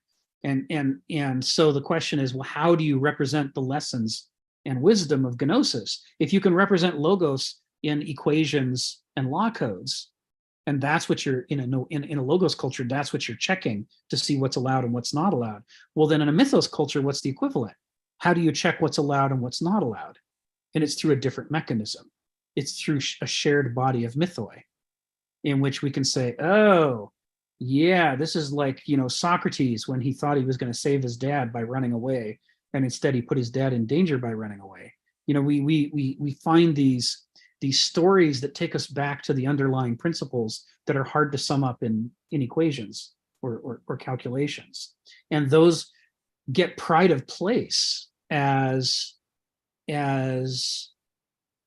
powerful organizing principles of the culture. Like you think about Gnothi Seauton, know thyself, inscribed at the entranceway of the Oracle of Delphi. Well, that doesn't have the structure of a law or a logical syllogism. How would you prove whether somebody was engaging in knowing themselves or not? How could you measure who's doing it and who's not? The Gnothi Seauton is absolutely resistant to Verstand or to a logos culture kind of structure. And yet to the Greeks, it was sacred. They went to, they referred back to it all the time. Philosophers constantly were invoking it. Heraclitus invokes it. And that's what I mean when I say in a mythos culture, mythoi, kind of non-noetic ways of capturing information, have pride of place. They're allowed to be authoritative, even though you can't measure them and you can't create logical syllogisms from them. So this is the difference that he's trying to set up in section F. He's saying modernity is an epoch in which all cultures are encouraged to become logos cultures. They're encouraged to make constitutions and laws. They're encouraged to track their economies with money and spreadsheets, that everything should be done in a rational, logical, computable way. And computers are the logical endgame of a logos culture. Eventually you can imagine with AI and other techniques, you could have a culture in which your every act and thought could be calculated whether it was allowed or not. And you'd be punished every time you did the thing that was wrong, and you might be rewarded every time you did the thing that was right. And thus, people could be converted into perfect expressions of a computer program. This is the end game of a logos culture. The mythos culture drives the other direction. It's all about trying to capture these difficult to capture principles of life and morality, and organize a culture around them, around the shared stories. And because they can't be simplified down to computer programs or equations, it means you can't ever enter a thoughtless, automated mode of life in a mythos culture. It demands that people rise to the level of engaging creatively with these problems.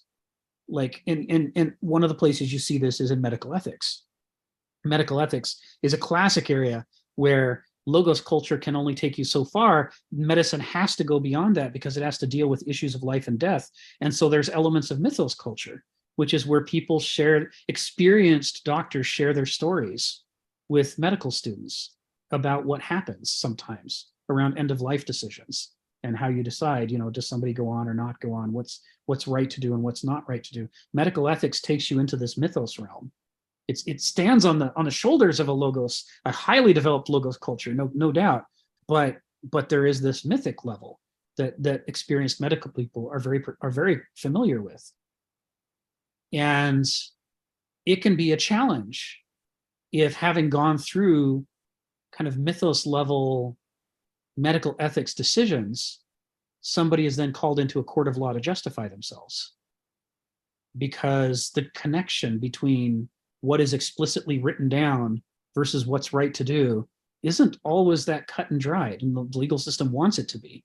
Doctors have had to transcend that and know that there's a certain level that they have to be able to reason on, even though it's not written down, in a scriptable fashion.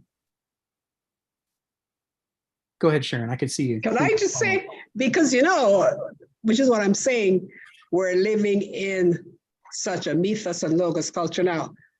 The abortion debate is exactly what you're talking about, because it's not cut and dried. It's cut, but it's not dried. And the decisions require judgment. And that's where the problem is now. Yeah, it doesn't lend itself to a local solution. Exactly. Right. And that's why I find this so exciting, because I look for the applicability in my everyday life. Yeah.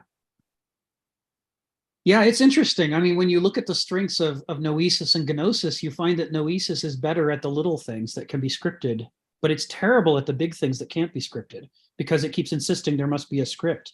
But every script you try to write, it ends up being wrong. It's at least some of the time. Gödel's theorem, when he's critiquing the limits of mathematics and logic, really deals with this whole issue of there's only so much that you can script things and make them explicit before the script itself starts to become the problem that you were trying to solve a problem, but now the fact that you tried to make it explicit has become a problem. And it's like you say, you see that with the abortion debate. Everybody wants a simple answer, and of course it's complicated. It's dealing with the most personal, most varied, most concrete aspects of life. What people are actually going through. Phil, and then Ella, then Stephen. Go ahead, Phil. What's on your mind?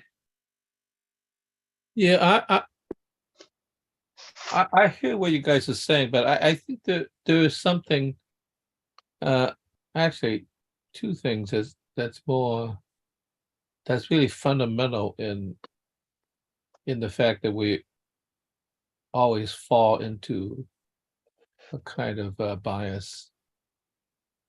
And of course, culture into this, because it constructs a system, and you keep on doing the thing, and then you become habituated. And I think habituation, no matter how open-minded you are, is that you become habituated something, and that just seems right, and it's hard to see something else that might be different because it hadn't occurred.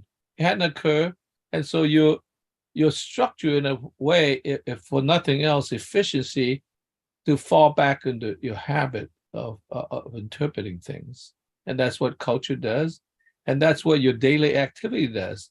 So there's a funny way that, in a sense, when there's too much experience, I don't mean that you should have no experience, but when there's too much experience, you become so habituated by that that it's hard to see something. It could be very different this time. So that's one thing. That almost gets back to David Hume. We're actually driven by our habits, not by our reason or anything else. Okay, so habit becomes a funny thing, but I think there's even something more fundamental than that. And I'm going to go back to an experiment I talked to this group about a while back, because I was doing an experiment with a blind spot. Part of the things what the blind spot revealed to me was that there's something so fundamental to the mind in a biological way that it wants to see things complete, without any holes, without anything missing. I mean, it's so fundamental to us that, like, oh, no problem, there's a hole missing and all that. And I did this experiment, and I want to find out first of all how big the blind spot. It was like, you hold it at arm's length and find the right spot. It's about the size of a 50-cent piece. So that's not a spot, that's a hole. Okay. And so so I first started with a black dot, the size of a 50-cent piece, and held the right spot. Of course, the black dot was in a white piece of paper, and wouldn't you know it, the black spot became white. Okay, it just seems like, oh, that makes it whole. Like, of course, once you see the black spot, you say, okay, there's a black spot. Okay, I said, well, that's simple. Maybe I'll try something else. So I tried it with a different color, like let's say red, and same thing, it just turned white. Okay. And then I decided, well, let's make it even more complicated. So I took a page of text and I draw a black dot in the text. That's definitely, that reminded me when you talk about the missing part of the text. And when I held that in the blind spot, it was text. I mean, like, it was text. Okay, so it was there. I know that in a way that my mind has this urgency to be creative in a certain way, that it just needs to fill it in because, I don't want to feel the world is full of holes. Yes. And then I did a couple other experiments. I finally decided what I would do. I'll skip over a couple other ones that is kind of important. I'll actually do it. I did a really complex figure in which there was a kind of a zigzaggy line, and then it went, at an angle. Let's say a red dot would let's say with a black line across it and something like that. I forgot exactly what it was, but it's something like that. I held it in front of it. What I created was, I think there was a division between the two pieces of paper. I mean, drawn in, and one side was black and one side was white or something. And then when I did it, the blind spot was, one side of the circle was black, the other side was white. And what was missing was completely different, and it's like, it just did the most logical thing. Like, okay, I fill it in this way. Then finally I decided, I'm going to make a ramp of dots of various sizes. The bigger than the 50-cent piece, and, smaller and smaller and smaller. And I held them at a distance that's about roughly the right distance. And in the middle, let's say I have 5 dots, varying sizes, but in the middle dot, I left a blank space. Okay. I held the blank space in the blind spot and I counted 5 dots. I saw 5 dots. There was something that in this case was missing, and I just made up a spot. So I decided, oh, that's weird. I mean, it's like it seemed to be always doing what seems to be reasonably expected there would be. I wouldn't say it was logic, it was reasonably expected. That seemed like it's reasonable. So I finally decided, I'm going to try to actually see whether there's 5 spot or 4. I know it's 4, but I saw 5, okay? And I forced myself to hold it there and I tried to count it. I literally tried to count it. And when I got 1, 2, 3, I got confused. I got confused. So I counted over again and I got confused again.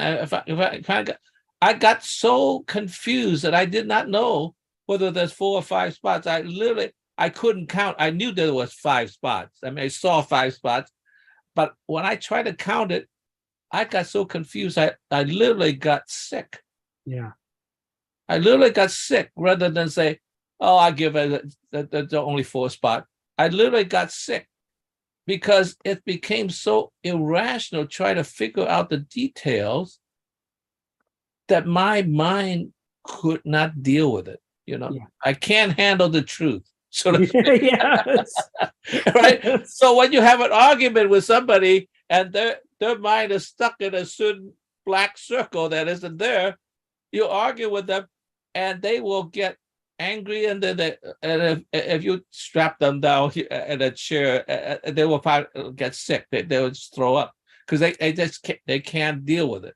Yeah. Because like there's something about the mind is in a sense fighting against itself, because on the one hand, what is real, what you don't see, you see, because you have a need to see it.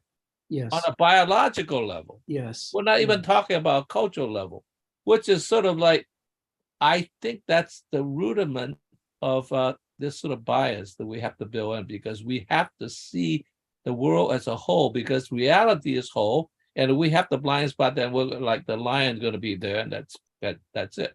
Right. So I think that is so fundamental that it's not only cultural, it's actually physiological.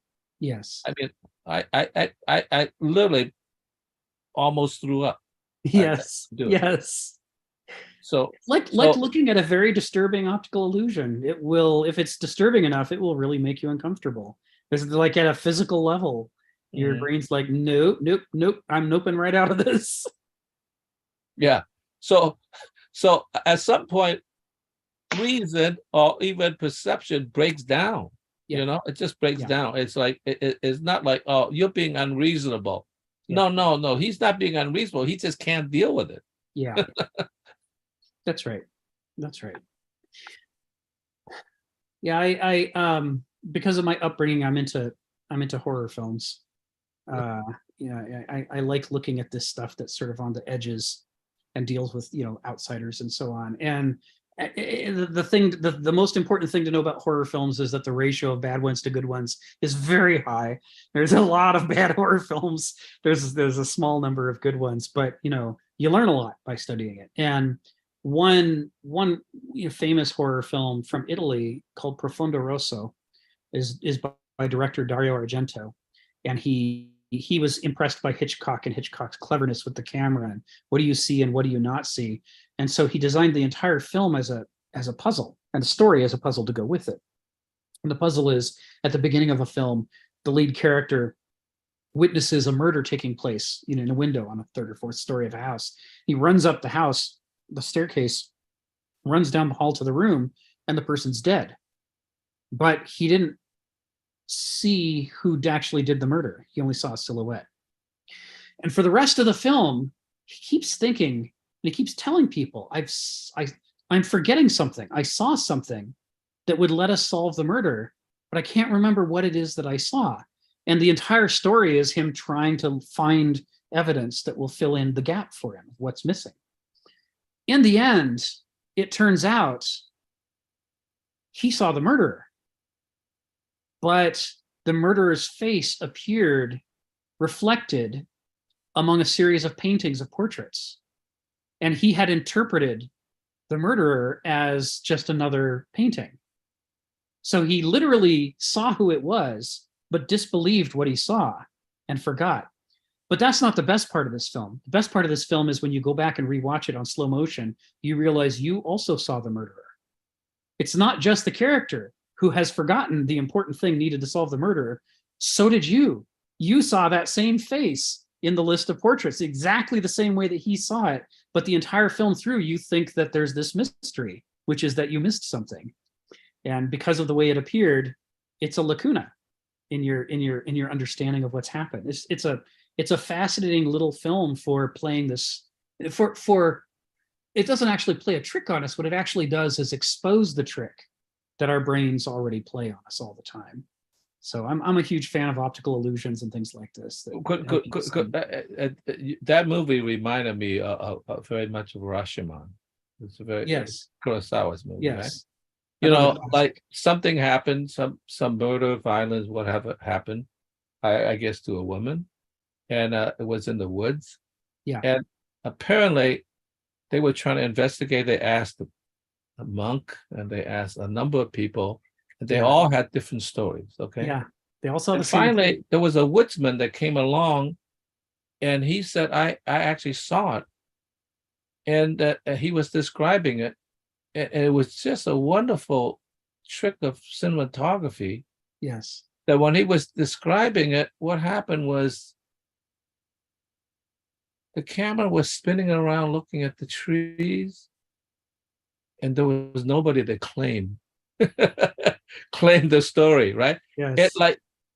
It was just sort of like a floating in the atmosphere, like something happened, but nobody actually identified. I mean, it wasn't identified by the film, which is kind of interesting. You saw it and you say, this guy is either not telling the truth or else there is no truth. I mean, it's just sort of floating around. He's trying to tell the story.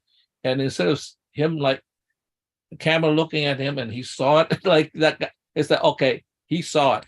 So that was interesting how it was a very, very tricky scene that actually made the whole movie interesting, because it means like now nobody could tell the story. Yes, Rashomon, I love it so much. It's a great example.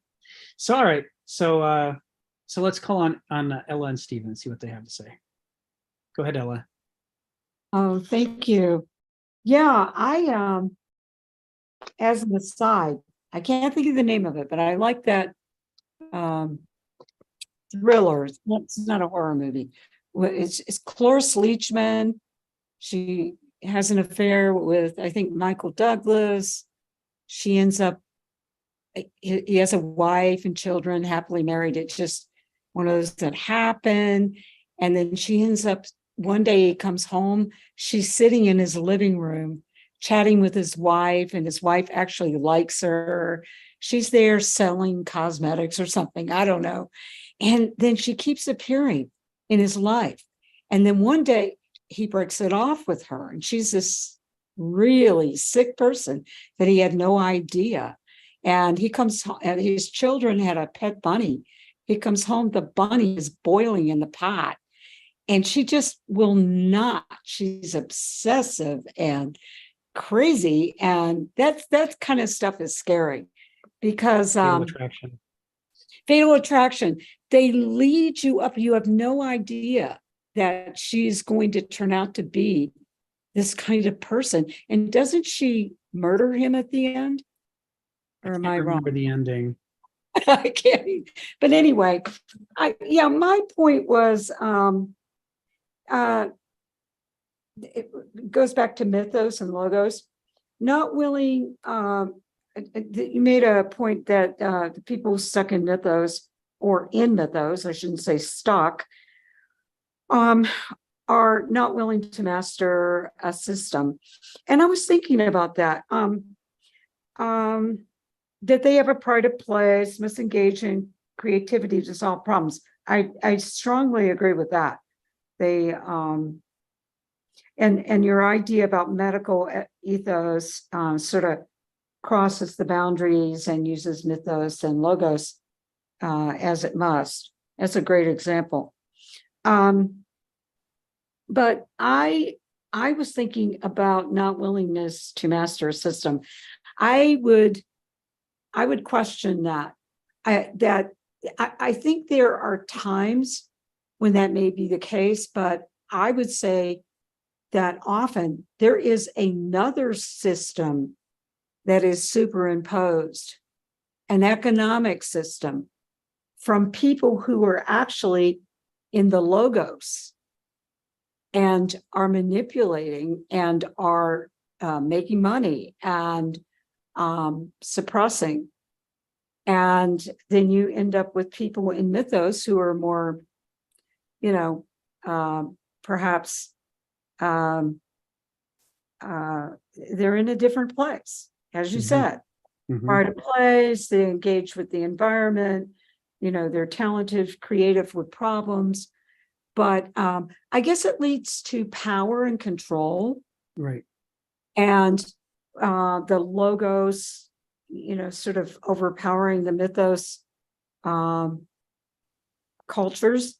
And well, just in general, the logos can be overbalanced than the mythos in societies as well as internally, and skewed too much in that direction, which can result not only in a subjective issue in how you relate to yourself and others, but also lead to large, massive economic inequalities and systems that are unjust. Right. So then you have perhaps cultures and mythos that are suppressed. Right. And so the individuals are suppressed. It doesn't mean that it's not there and can't be developed, but yeah, it's not able to be developed. Right. It's the structure of the society disadvantages those who depend on gnosis more than noesis, and it gives advantages to those who can leverage their noesis enough to work the levers of power. It's an interesting trap we find ourselves in as moderns, and he's going to explore that over the course of this book. But he's going to do it indirectly by talking about how did the ancients see the world, how were things different, and then talking about how did medieval see the world and how is that different from the modern world. And part of why the ancient period is interesting to us is that the Greeks started writing while they were still a mythos culture, and by the time they finished writing, they had become a logos culture.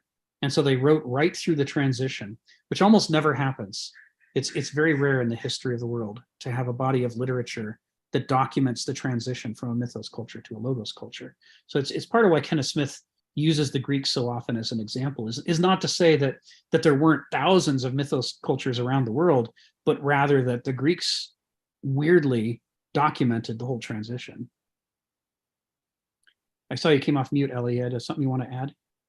No, I just want to say that that's interesting that they transitioned and wrote about, both perspectives, the mythos and the logos, the Greeks. And yeah, that's all. Thank you for your comment. Thanks. Sure. Thank you. Stephen, go ahead. What's on your mind? Yeah, I was just wanted to bring up the issue of when people say that we live in a culture that's dominated by rationality. I'm starting to disagree. I see a lack of reason. This is coming from a person who spent their life attacking the humanists and the rationalists. You know why I do that? Because I'm full of envy.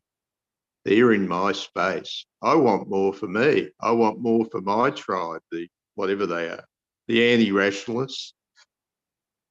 But part of it, people don't, present culture isn't absorbing the antithesis anymore. They don't want to hear the antithesis.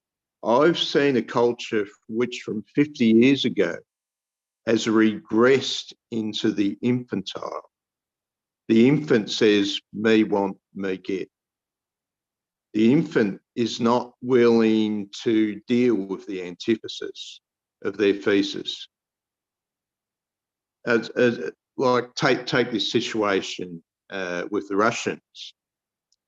You know, the liberal, marvelous, absolutely marvelous, liberal, democratic West is trying to figure out, we are the premier people of the entire freaking universe. And when we say jump, you melt. And they said to the Russians, melt, you must behave as we do because we're it. And after all this, there's these powers that be that are hidden in Washington basements. I don't know. They're confused. I can't figure out why, first of all, the Russians haven't fallen down and started worshipping them. And they can't understand why the Russians will put up with huge casualties. They can't even understand why the Russians behave as Russians. Now, the mere fact that the Russians have been behaving as Russians for the past 500 years and exactly what's happening now is so atypical of the Russians, they just can't understand why. Take it as a special category. Look at what people are saying. See if they're employing reason or they're employing crude power. Take Jordan Peterson. He comes along to give a talk to a faculty. He's invited there by a small group. And whoever's running the university doesn't like it. So it encourages the students to behave like a pack of brown shirts. Go up there, close that meeting down, break the windows. Peterson's arguing reason, come and challenge me. Come and reason with me. No way. That's poison. The antithesis will poison me. It'll kill me. I have to employ power to shoot the messenger. I just ask people to think about this. Even if you see something that's disagreeable, don't shoot the messenger, try and see things from the other perspective. And this is my big point, what I'm seeing a lot of today is not rationality, it's idealism. Oh, this seems like a lovely idea. I feel very emotionally attached and invested in that ideal. I'm not going to let reason come along and challenge that. This is what I'm seeing today. Yeah. I think of this everywhere you go, check what people are doing. Are they reasoning or are they employing crude power? And you'll surprisingly find how often crude power is being employed. Ultimately, you can't run a sophisticated culture on crude power.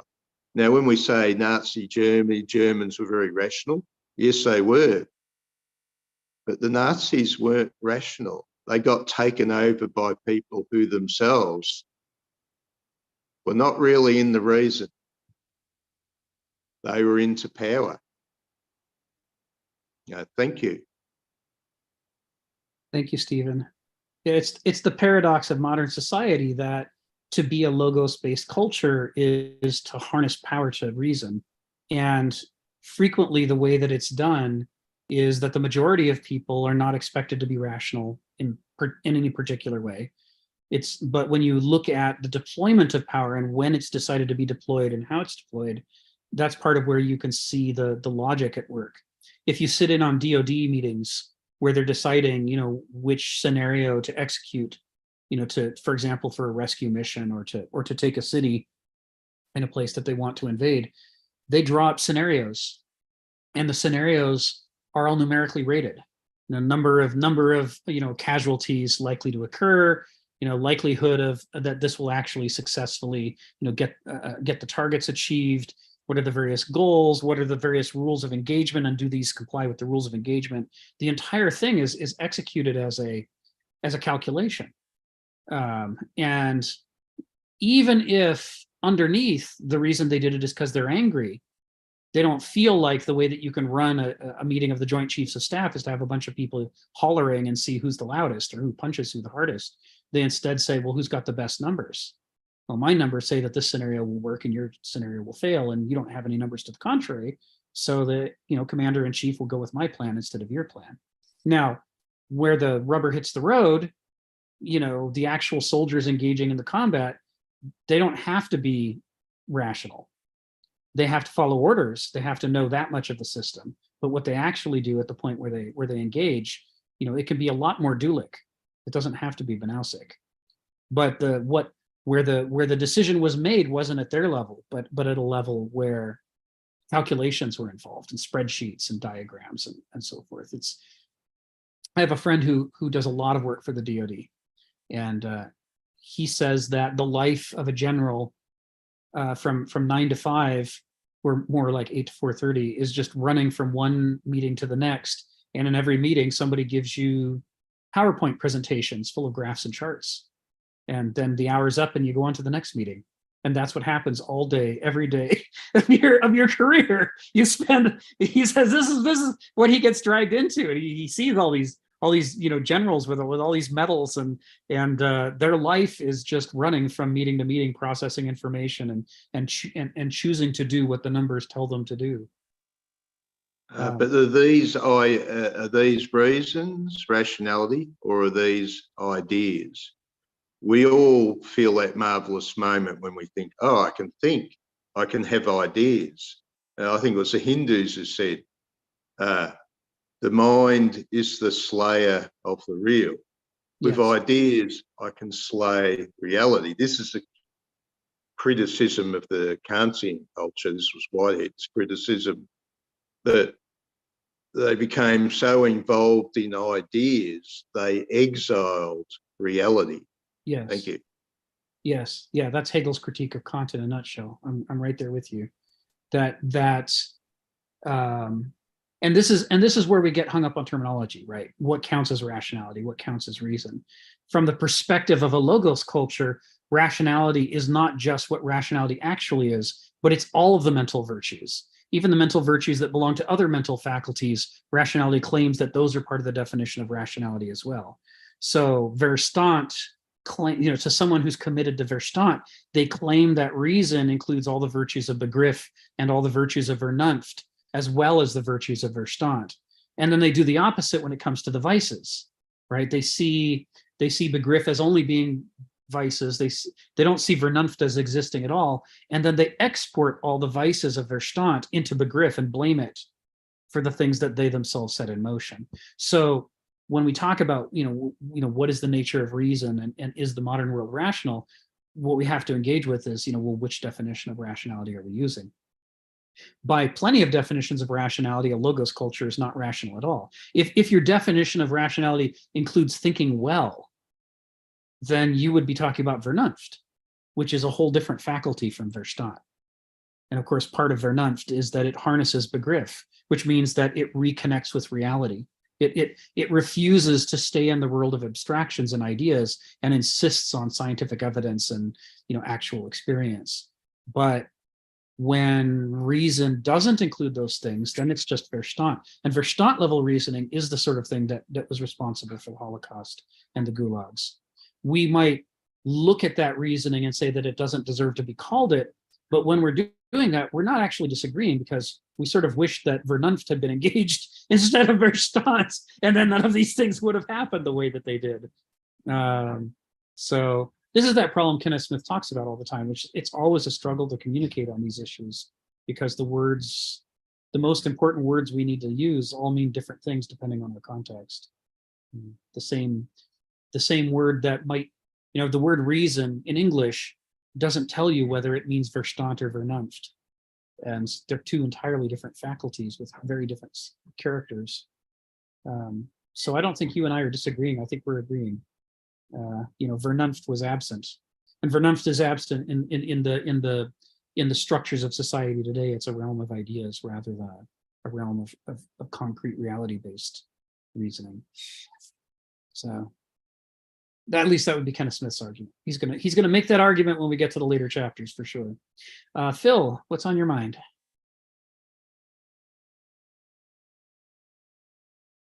Yeah, I guess in a way, I've been confused by the way you use the grift as part of kenosis. But I see the grift, the grifter at least, as more of belonging to reason and so because they kind of have a plan. I remember I had a friend. We were in a gas station, pumping gas, and some driver came up, and he says, "Mercy Hospital is like going down this road for 3 miles, right?" And he's yeah, and then at that light, turn right. Yes. And then 3 blocks, turn left, and I should find it there, right? He said, yeah. And I didn't interrupt him. So I asked him, like, why did you do that? You know that's not true. It's in the other direction, right? Okay. And he says, I hate it when somebody, instead of asking me a direction, he's telling me the direction. So he was offended by the fact the guy was not asking, but telling him.